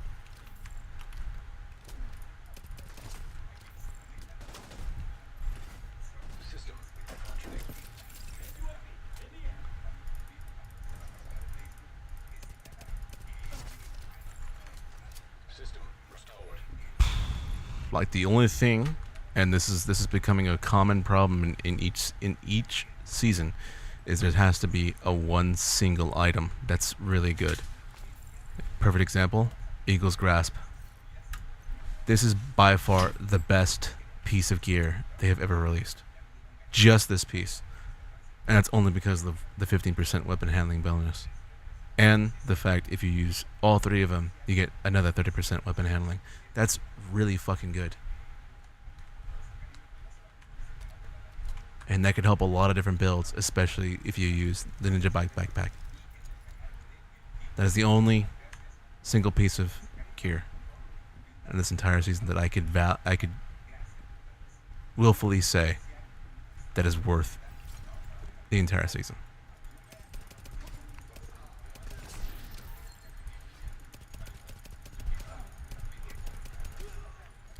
And that sucks.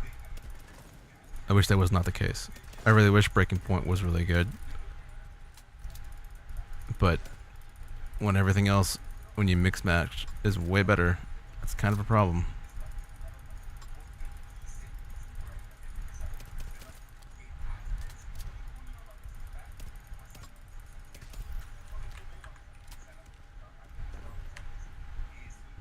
So I don't know. The backlash and the mixed reactions of Seasons 2.0 got. I feel that really does clearly explain what Seasons 2.0 is, but I'm still seeing a lot of people not happy about this. Now, as I said at the start of the video, everybody is entitled to their own opinion. Now, people are going to like this idea, people are not going to like this idea. The only thing I want to encourage everybody to do is just before you judge it, try it. We can have our opinions. You can tell I'm quite hyped by this. I am excited. I was excited when they announced it. I kind of got what they were saying. This document they put out yesterday is just further cemented my belief in what they were saying, and I think this could be a hugely positive adjustment to the game. As I've already mentioned, being able to freshen up current content to make that more rewarding, immersive, fun, give me more How the reason fuck to is that play hitting her? current content, I think that can only be a good thing. Wow. And then bringing in more content down the line on top of that is a must, and we know that's coming. We've got the DLC. If there's no DLC in the works, I will be a little bit worried. But the fact that we know there's a DLC coming, we know there's future content, and they've actually stated this is a transition year to be ready for that future content. I think we just need a little bit of patience for that. I do hear you. We want new incursions, we want new raids, we want new maps, we want new missions. We know the new maps coming, we know the new story missions are coming. We don't know new incursions are coming, but we can assume that. Raids, I don't know. I think they gave up on raids years ago, but we'll see. But I think we know this new, fresh content is coming. Was going to be year 7. We just got to wait a little bit for now. We just got to give them time to do what they want to do with the core of the game. And rather than judge it now, judge it once you've played it. It's my only advice that I've got for you. Obviously, share your opinion, debate your opinion. This is all helpful, Fucking but bitch. please stop attacking people that are positive about it. If someone's positive, there's no reason to attack it. Stop calling them out. Just because someone's got a positive opinion is no lesser value than your opinion. Have healthy discussion about this. I look forward to what you put in the comments. Please be kind, and I'll discuss it with you. I'm quite hyped. I'm glad they put this out yesterday. It does offer more clarification, I think. And I can't wait to get this going. I really wish we could just fast forward a couple of months to see this now, but there is going to be some more communication from now until then, and we're going to find out much more. So until then, thank you for watching this long video. Don't forget to hit like, subscribe for more content, come and check out our fantastic Discord, and until next time, take care and peace out.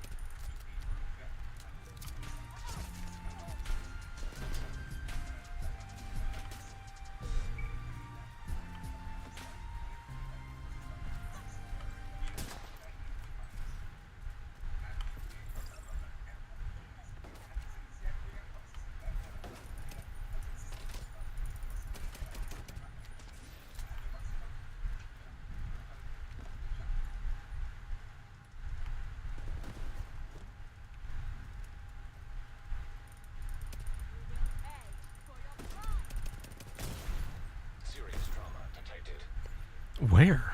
Fuck.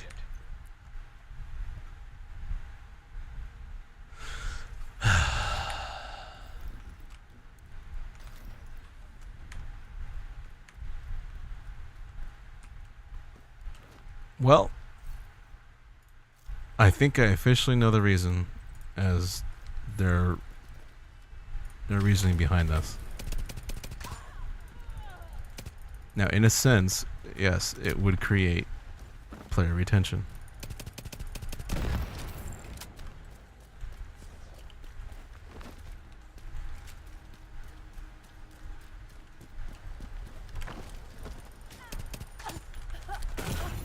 Fucking shit. Immediate medical assistance needed.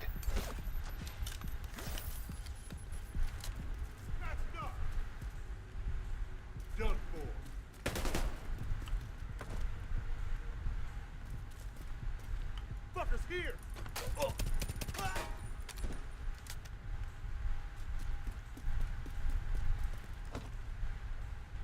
Where's that sniper?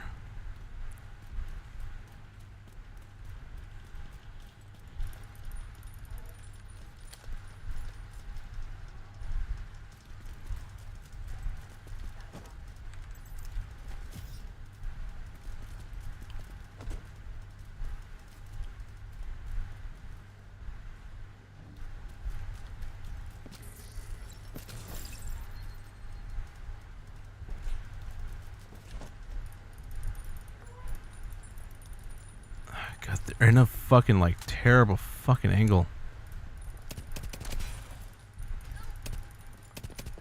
You're on the wrong side of history. I want blood.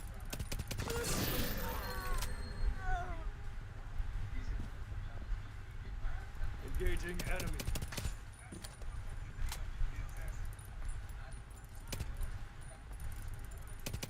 Headed in.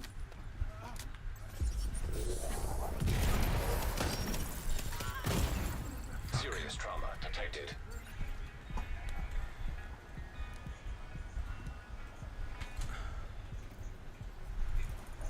What happened? What happened? Sure. Immediate medical assistance needed. Agent, Just a Dr. Pepper. Yeah, that's it.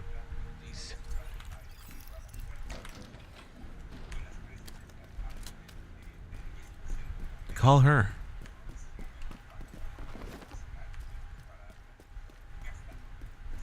My mom already told Michelle what she wants. Not enough. Yeah, goodbye.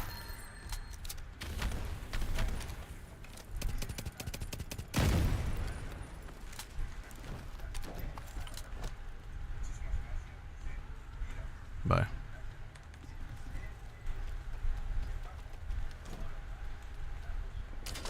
Fucking I did.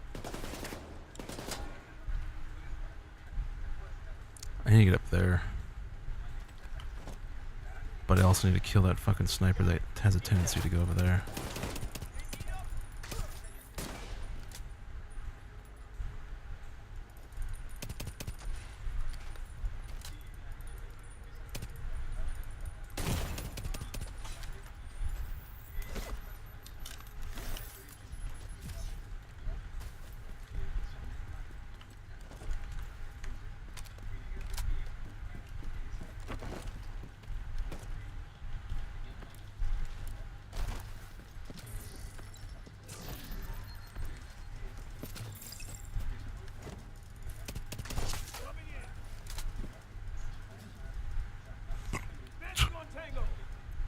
Come and get it, bitch.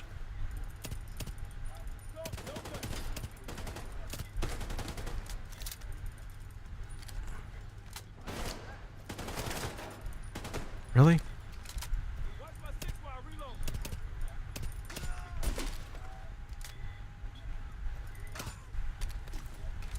Engaging targets.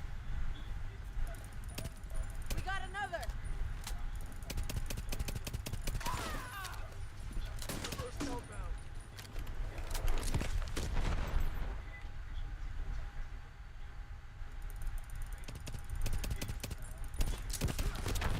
Fuck off. Oh my serious god. trauma detected. Agent killed. Maybe I should switch to a rifle. Sniper rifle. I don't know why this is giving me an issue. This was not giving me an issue before.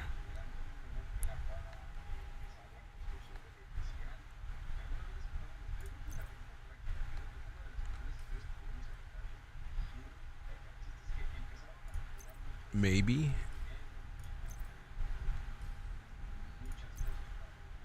Rifle damage and accuracy. Maybe, just maybe, that's what's causing our issues here.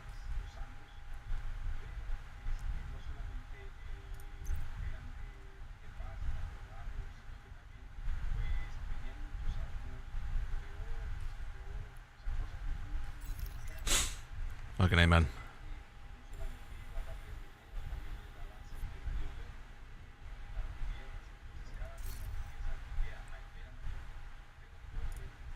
What's up, everyone? Welcome to today's video. Welcome to the Gamer Dad channel. Thank you very much for tuning in.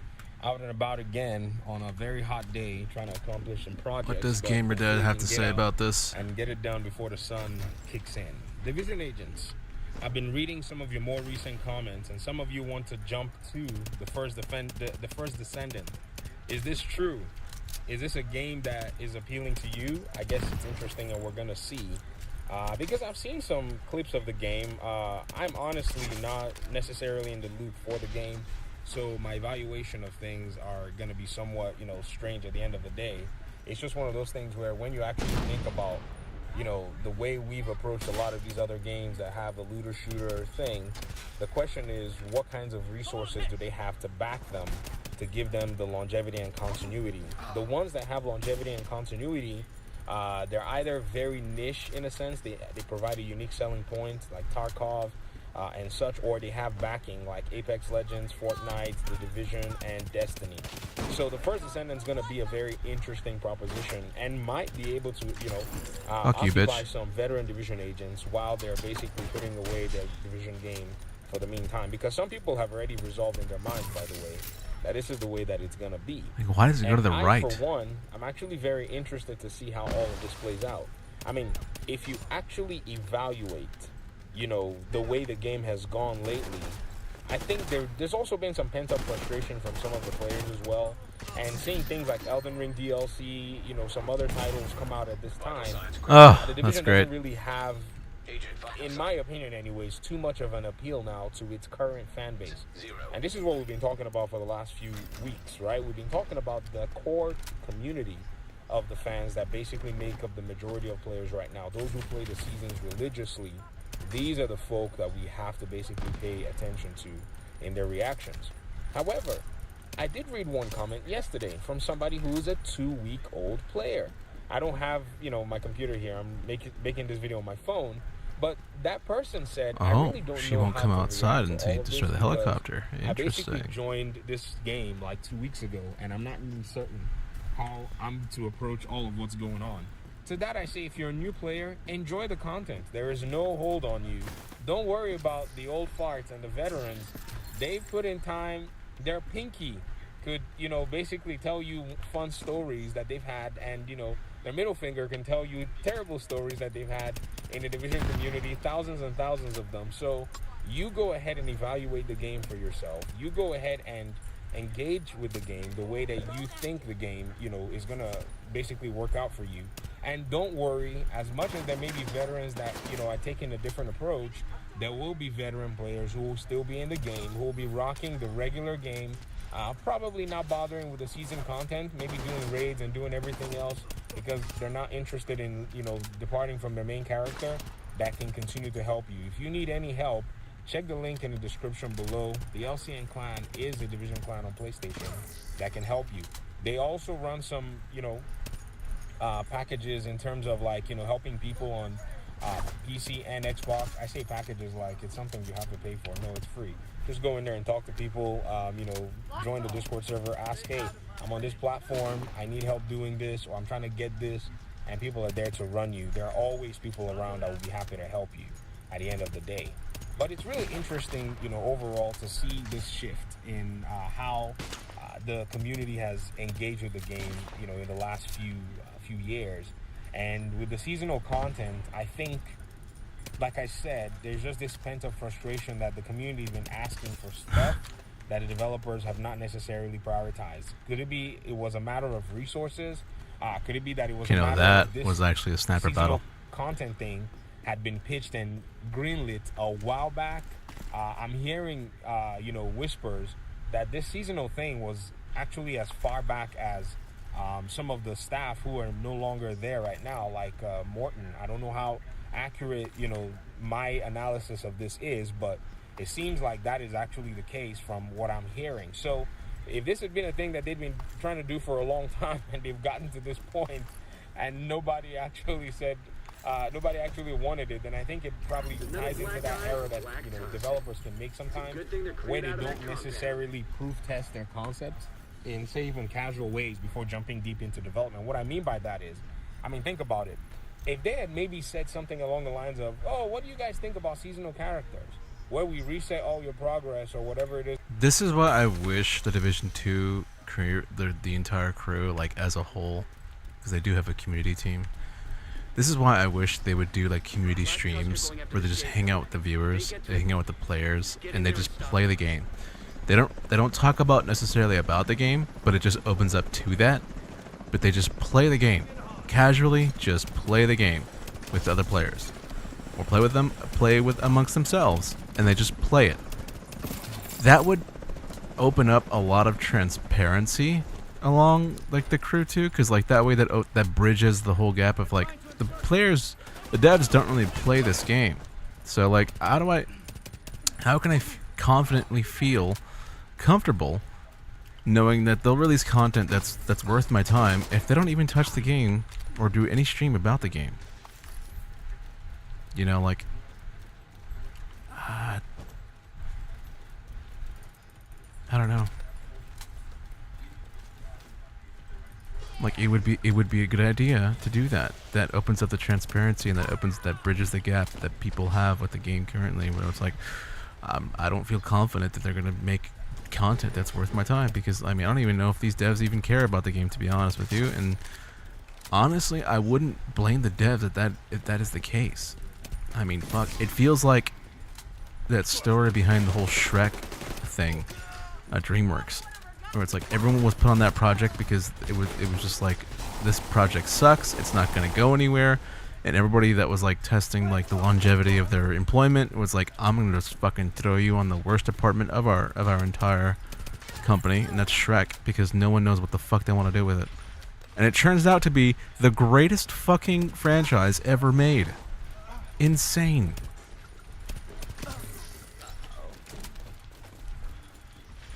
So I feel like Ubisoft is treating the Division that way. Like it's just the bastard child. It's like, God, like, this shit sucks. We don't know what to do with this thing, and it's just like, you know what? Whatever you think about, just fucking put it in the fucking game. It doesn't matter what the fuck it is or how fucking out there it is. Just fucking put it in there. You get no funding. You're getting no money out of this. You get no bonuses out of this. Whatever. Boost the player base. Boost whatever the fuck. We don't care. Just work on it. Just do something for it within the means of what you could do. It feels like Division 2 is the Shrek of Ubisoft. Damn, they've already reached the shade node. Get there as fast as you can.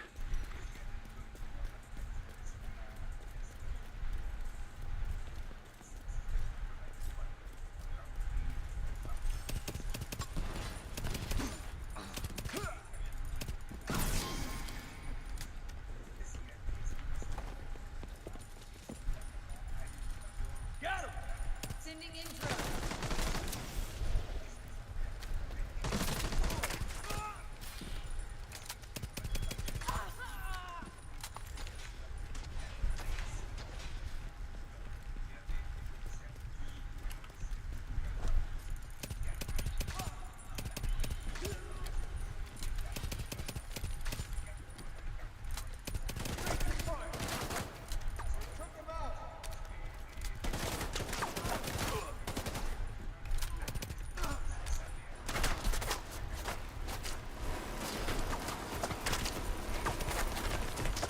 Where's that ammo belt? Serious trauma detected.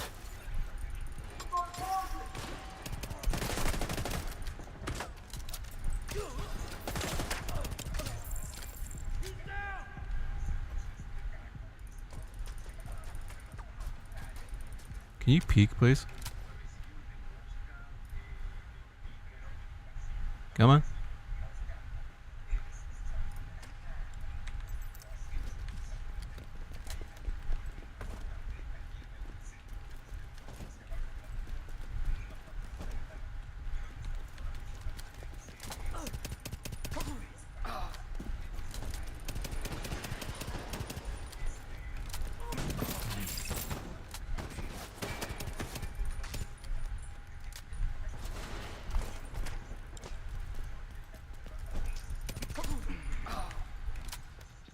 I like this gameplay.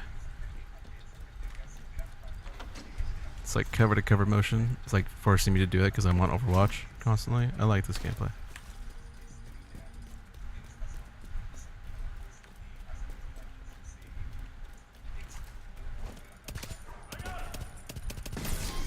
I feel like this is the way the game is meant to be played. Cover to cover base shooting. Moving in on your opponent. Using cover to cover.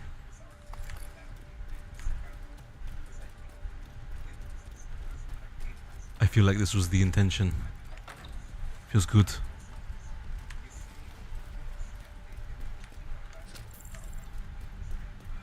Oh boy. Next season is gonna be a doozy, man. No idea what that's gonna entail. No idea what's gonna happen. The game will either be fine or the game will be dead.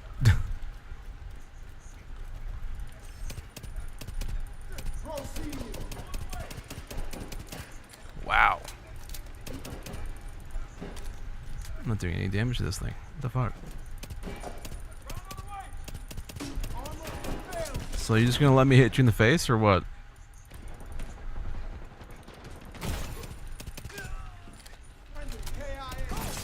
I guess so.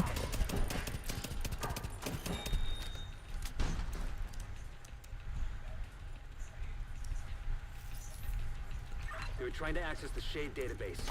We'll be stuck Garbage. Wait, is that Overwatch? No, it's Chain Killer, or Headhunter. Garbage. I cannot use that on this build, sadly. It is not worth my time. I'm sorry, I wished not to do Headhunter with Determined. That has been one and done everywhere. There is a new video explaining Headhunters and Determined almost every month. It's quite boring.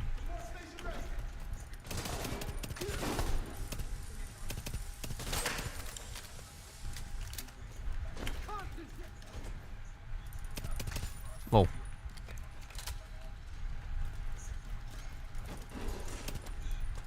You run up on me? You run up on me? Huh? Huh?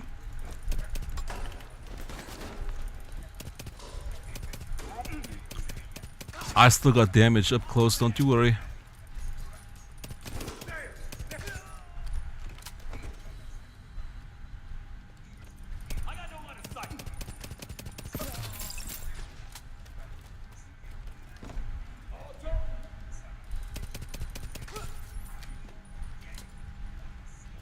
What do you got for me?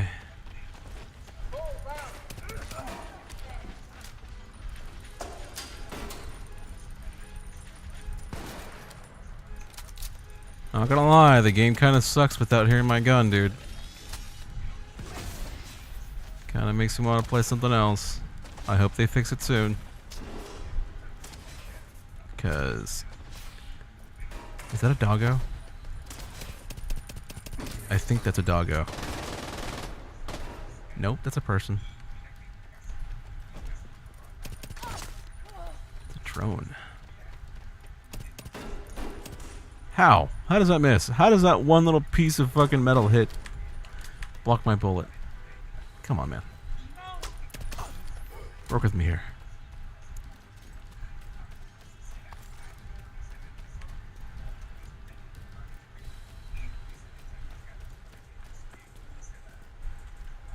Oh, the hyena box is not here, huh?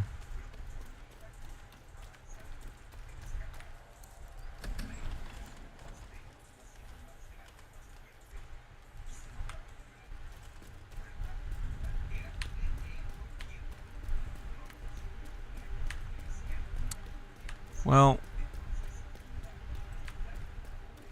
I had a revelation about seasonal characters, so that kind of fucking sucks. It makes sense as to why they're making it and why they're doing it now.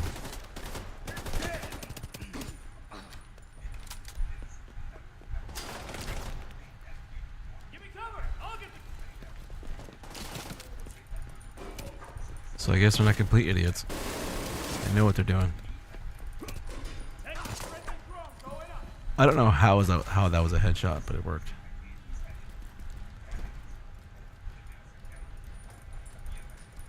Come on.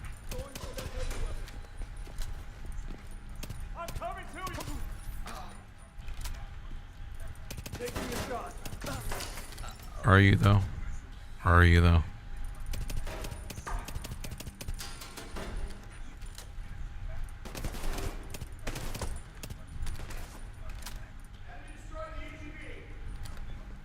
There's still a dude just hanging out over there.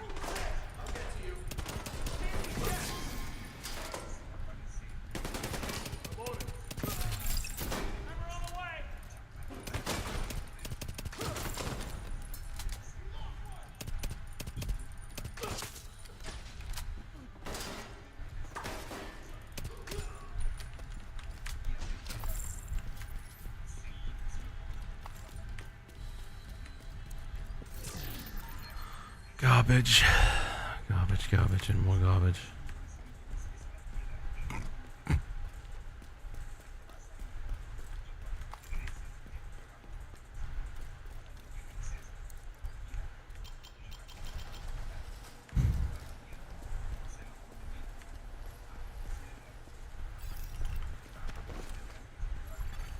System curtailed.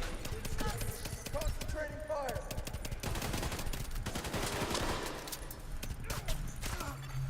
System back online.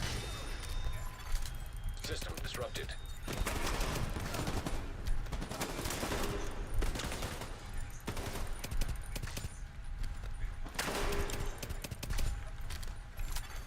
System reactivated. System malfunctioning. Ba, ba, ba, ba, ba, ba, ba, ba. Do, do, do, do, do.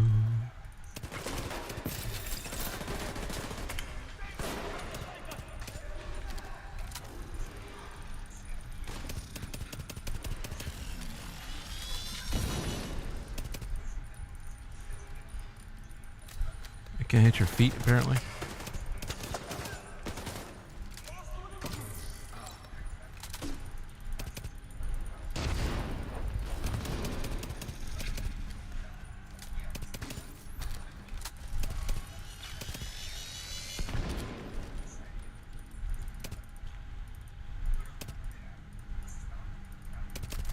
Dude, come on.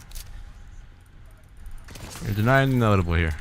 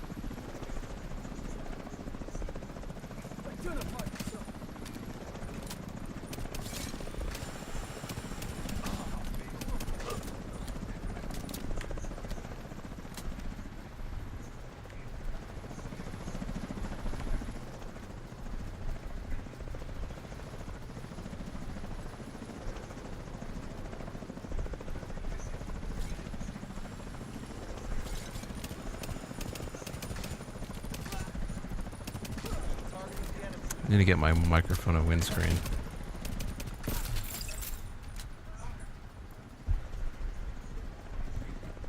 Because I'm pretty sure that's bloody annoying.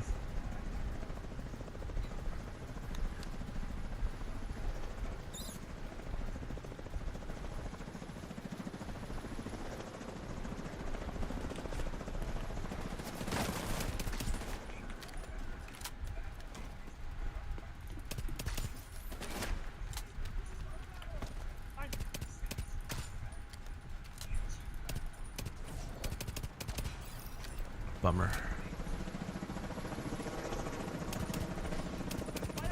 Yeah, I know you're still alive, motherfucker.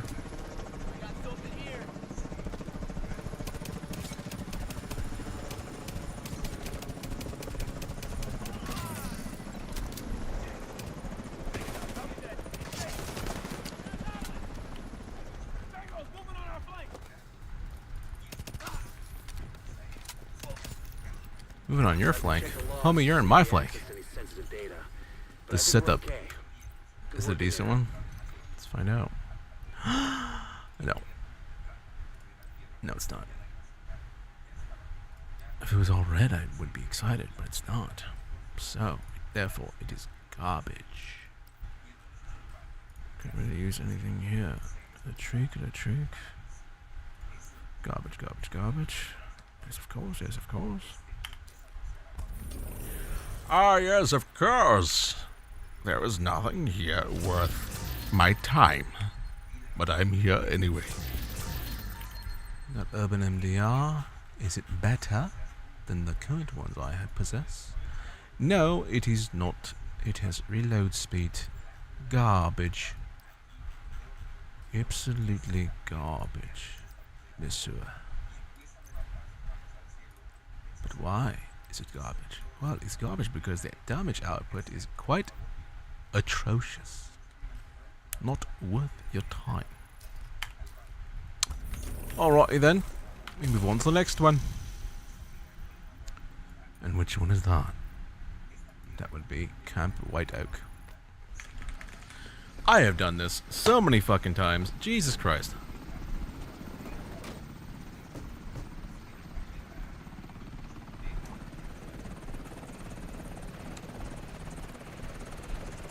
Oh boy.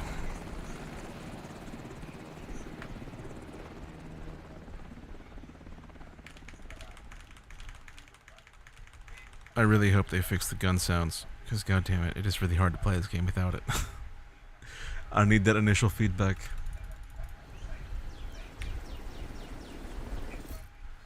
This is a very lengthy mission. Black Tusk attacked the camp before we could finish going through everything they left behind. with What the do we get? That suggests there's information here that Black Tusk doesn't want us getting our hands on. So we need to get our hands on it. Fucking basic pants. Alright. Trash bag pants, I would say. Honestly, just give me a trash bag. That would have been better. It's so dirty.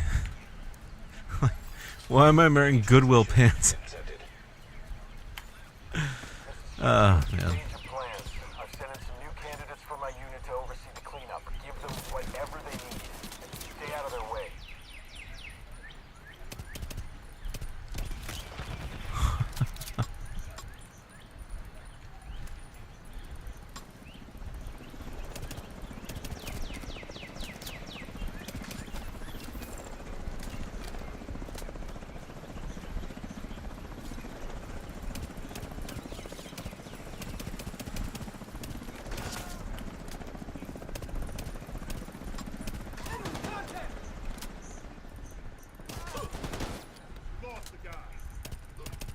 Lost a guy. Homie, you lost all your friends right there.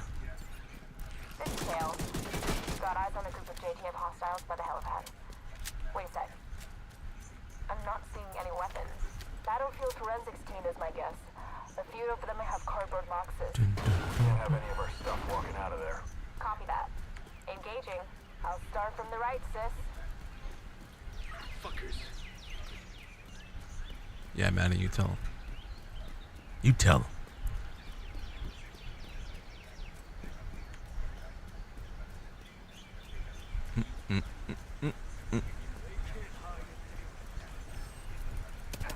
I hit him!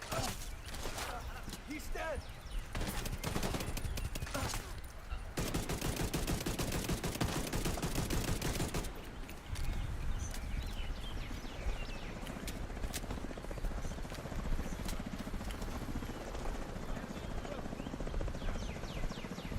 By all means, take your time. You are simply denying the inevitable.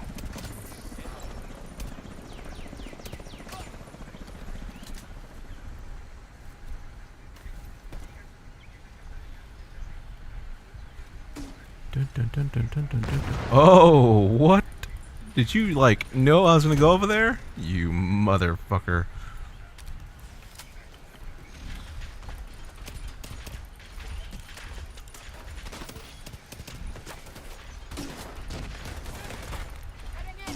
I can hit it. I can hit it. That's gonna hit me. Yeah. Immediate medical assistance needed.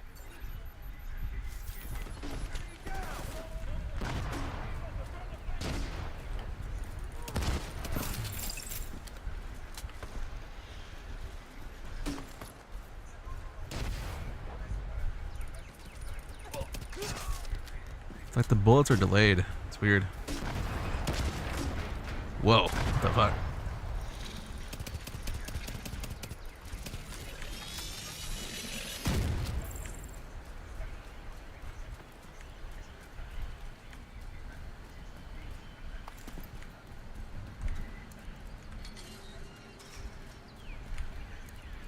Black Tuskers overrun the facility. Need immediate assistance.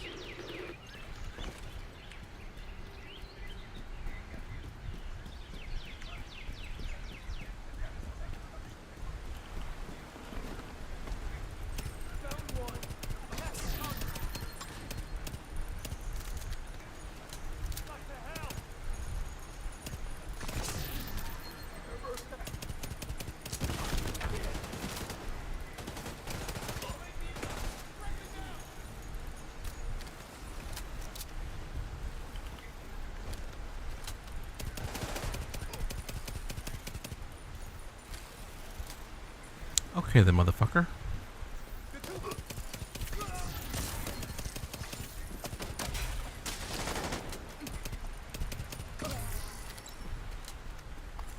I guess I'll go to you.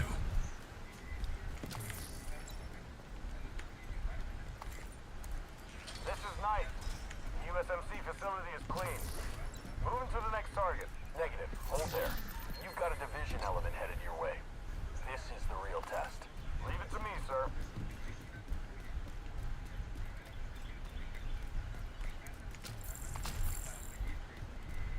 Some bloody water.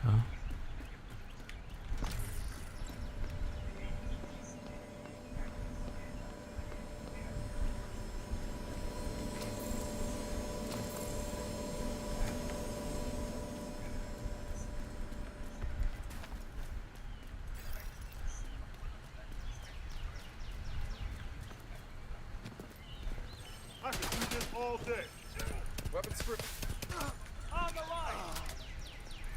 Throwing a frag. Target down.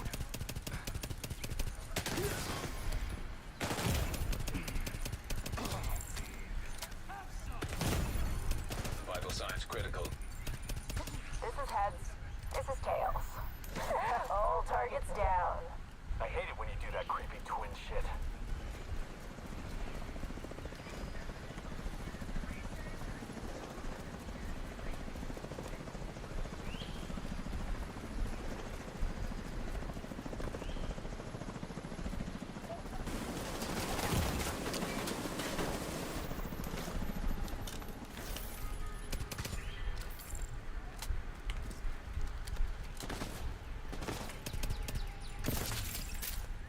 Gotta go around.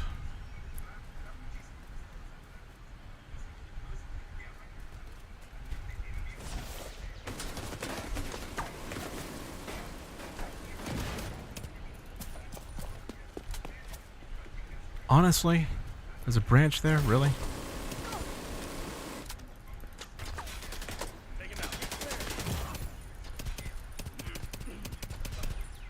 Really?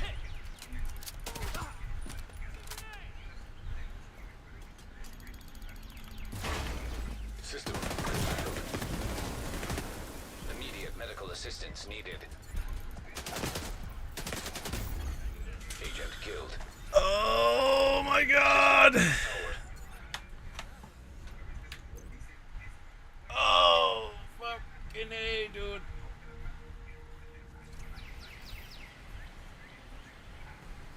Have we really already done 2 hours already?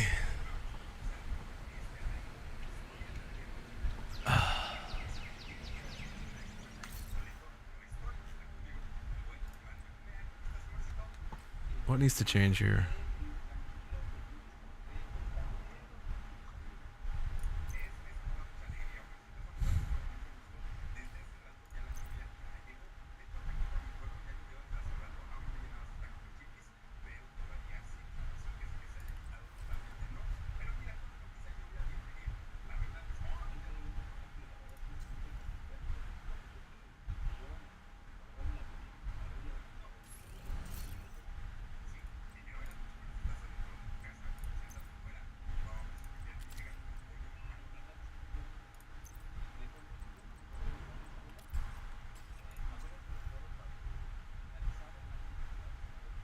135.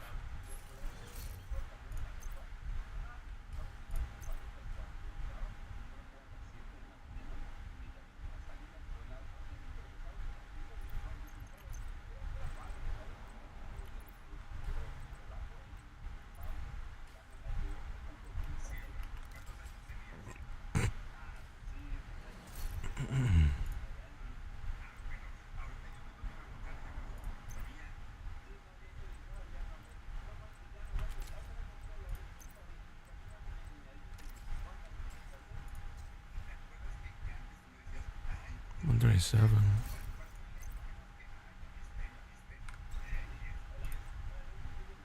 Black Tusk.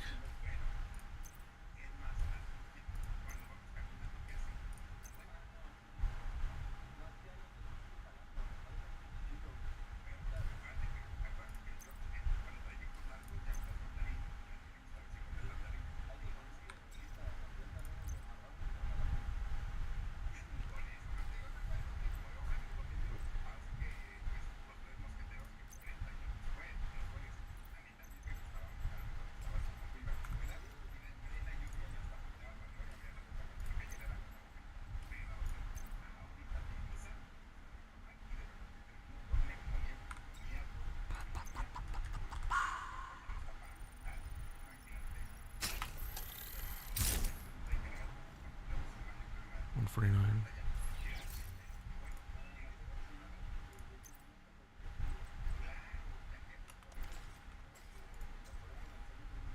$56, 144. 158, 458. Dun, dun, dun, dun, dun, dun.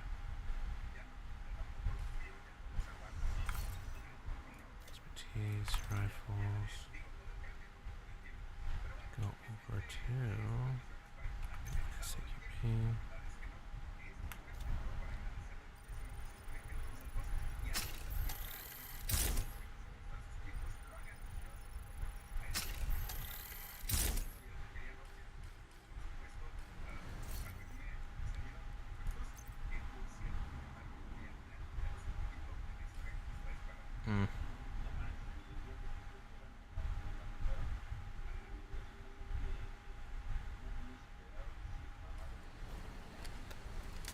Try this.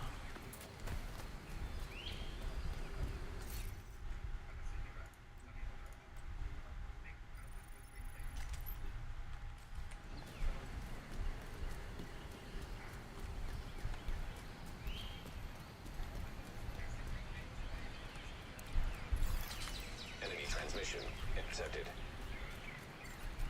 This is Schaefer. Change of plans. I've sent in some new candidates for my unit to oversee the cleanup. Give them whatever they need, and stay out of their way.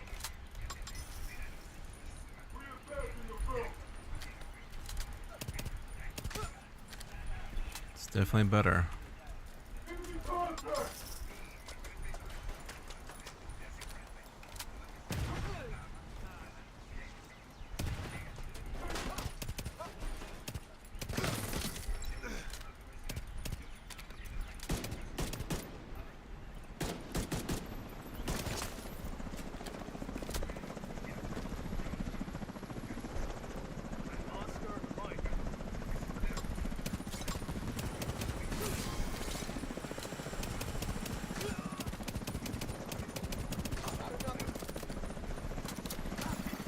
Enemy transmission intercepted.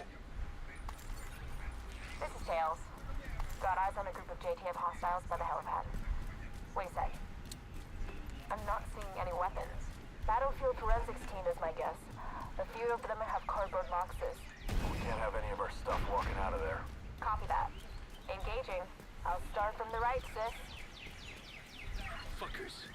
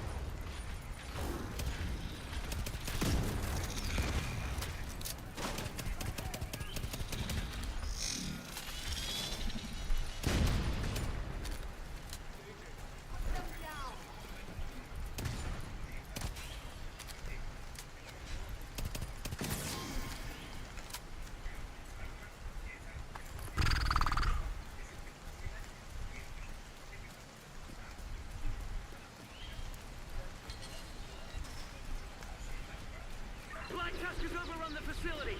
Need immediate assistance.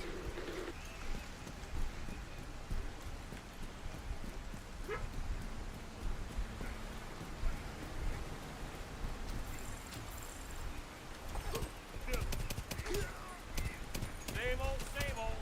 Stay in your lane. EMP out!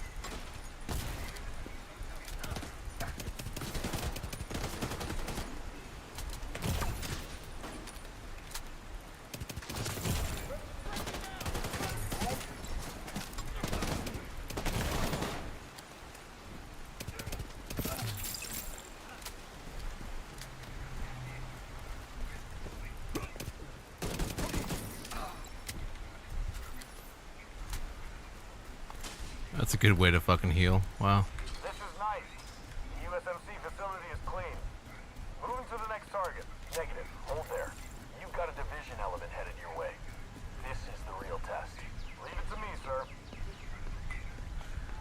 Bitch, you gonna die. Tell you that right now.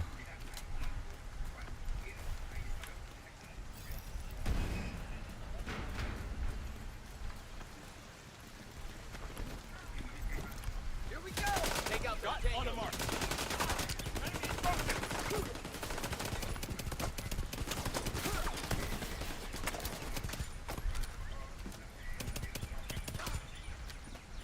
Well, that was very trippy.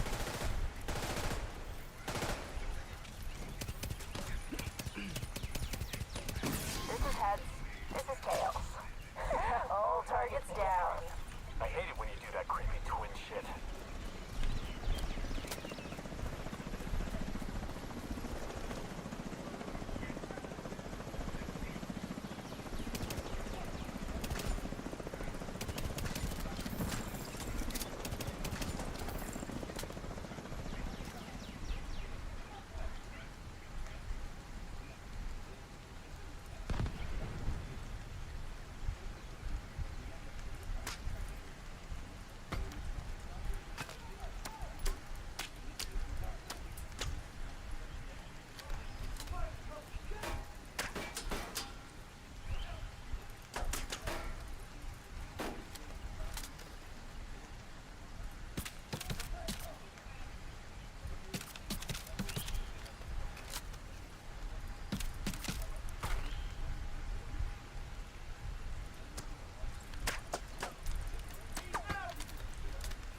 Nope, can't you through that.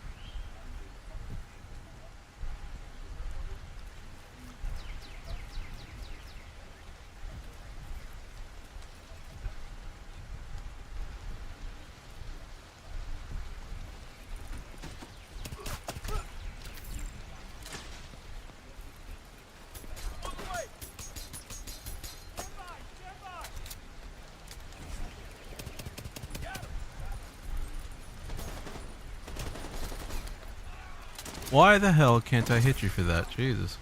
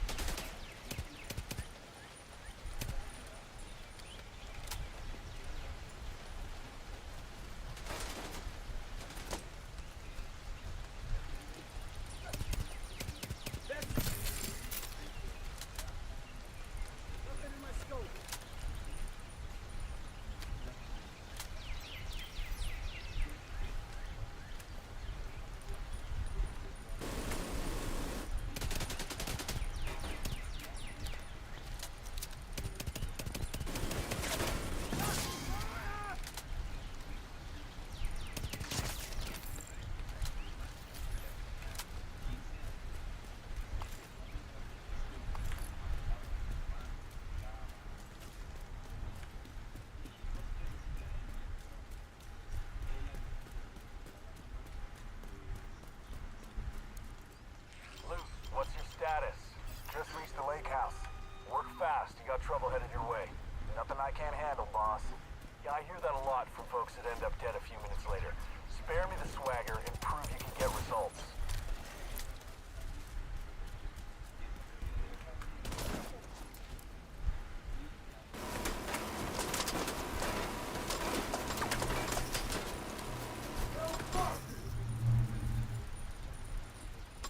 Someone behind me.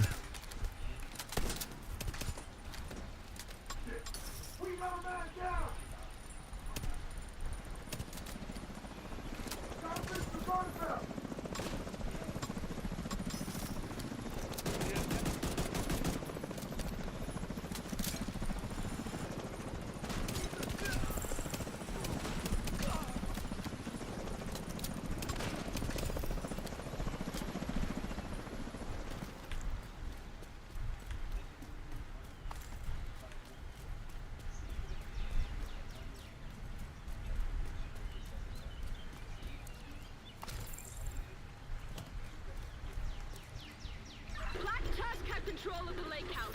We're falling back to the rally point. Oh, shit! Contact front! We're cut off!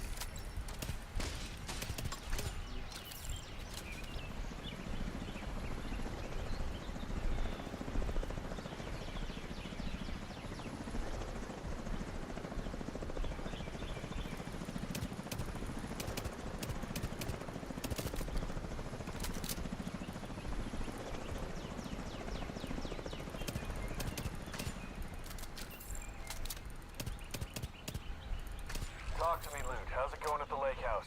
Just wrapped up. All clear. For good timing. Your party's about to get crashed. We'll be ready.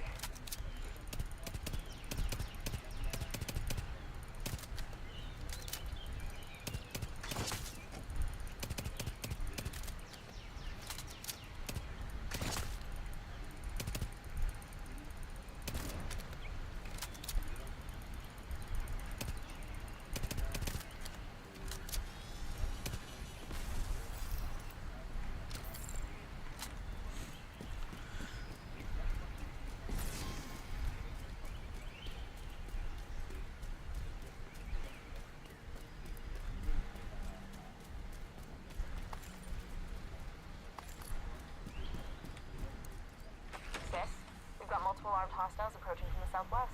Looks like JTF. I see them. I'll follow your lead. Let's give them another 15 meters so they'll be stuck in the open. Copy that. Man, the game is like super fucking boring without hearing your gun. Oh my god.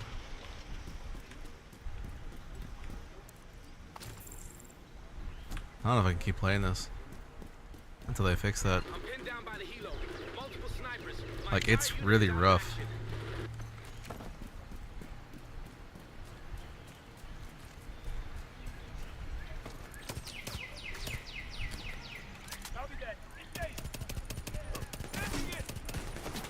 How can you still launch that shit, man? What the fuck?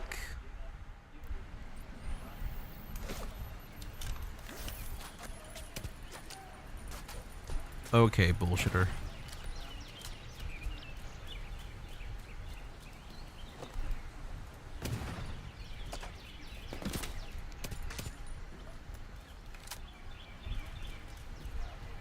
Keep on running away from me, I see.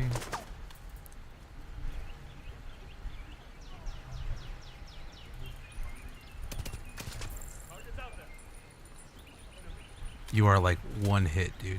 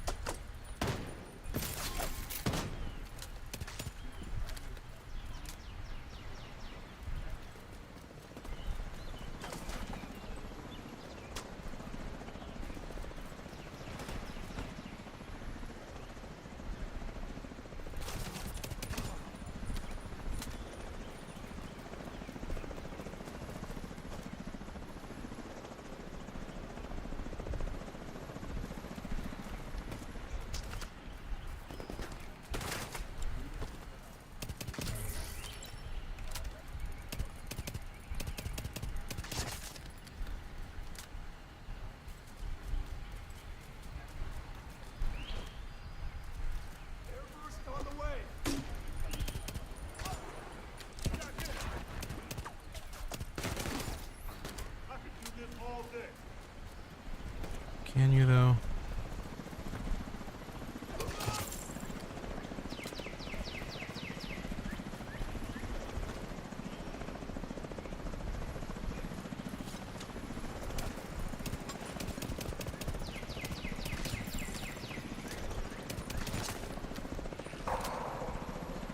All targets down. Any word on the contents of those boxes? Assorted documents, including some maps. Also some memory sticks and hard drives. Good work. Grab it all and scoot on out of there.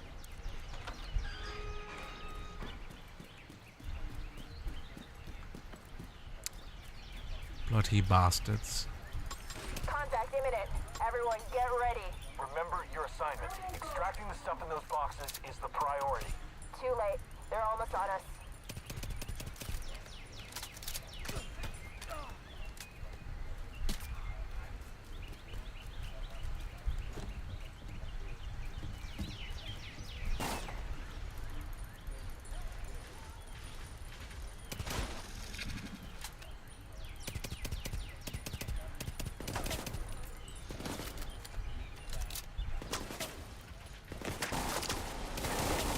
The fuck was I hitting?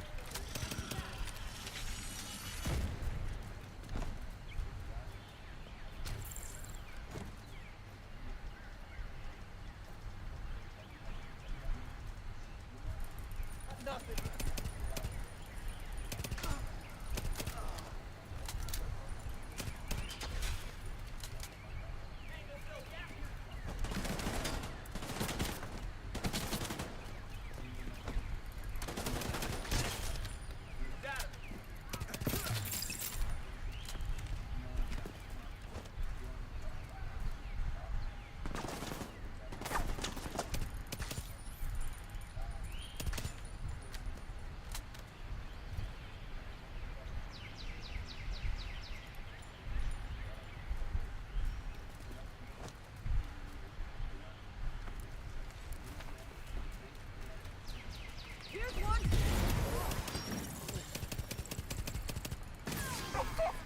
No! Fucking die! Hey, get a hold of yourself. Focus on the mission.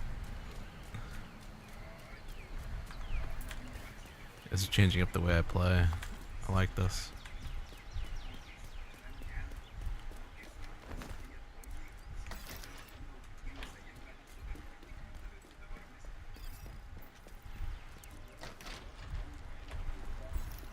What the hell's going on over there? My sister is down. Sorry to hear it, but stick to the mission. Do you copy? Fuck the mission! These fuckers are gonna pay! Do not deviate from the objective, Tails. Am I understood? Fuck.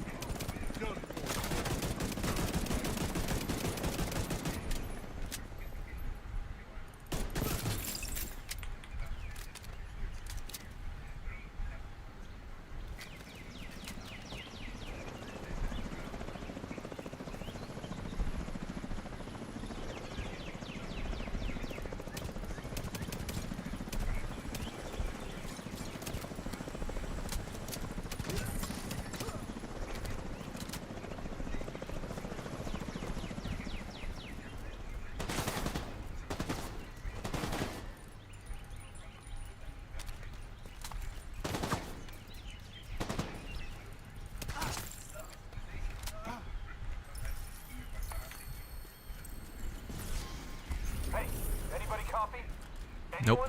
They're all dead. What a shit show. Boston, Schaefer, total washout. You want me to rebuild the unit? Stop sending me fucking clowns. Now, if you'll excuse me, I'm gonna go shoot myself in the fucking head. Sounds like you hurt Schaefer's feelings. Good work.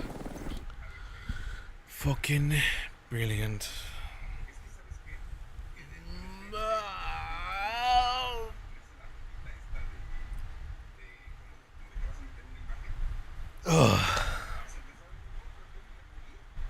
Alright, the game is like pretty fucking boring right now, so I think I'm gonna end the stream for now. Fuck. I hope they fix the fucking sounds soon, because goddammit, that's really annoying. Area detected. Not being able to heal my character kind of fucking sucks. But that is where we're at now. Alright, everybody, I hope you guys enjoyed the stream. I will catch you guys tomorrow. Autobots, roll on.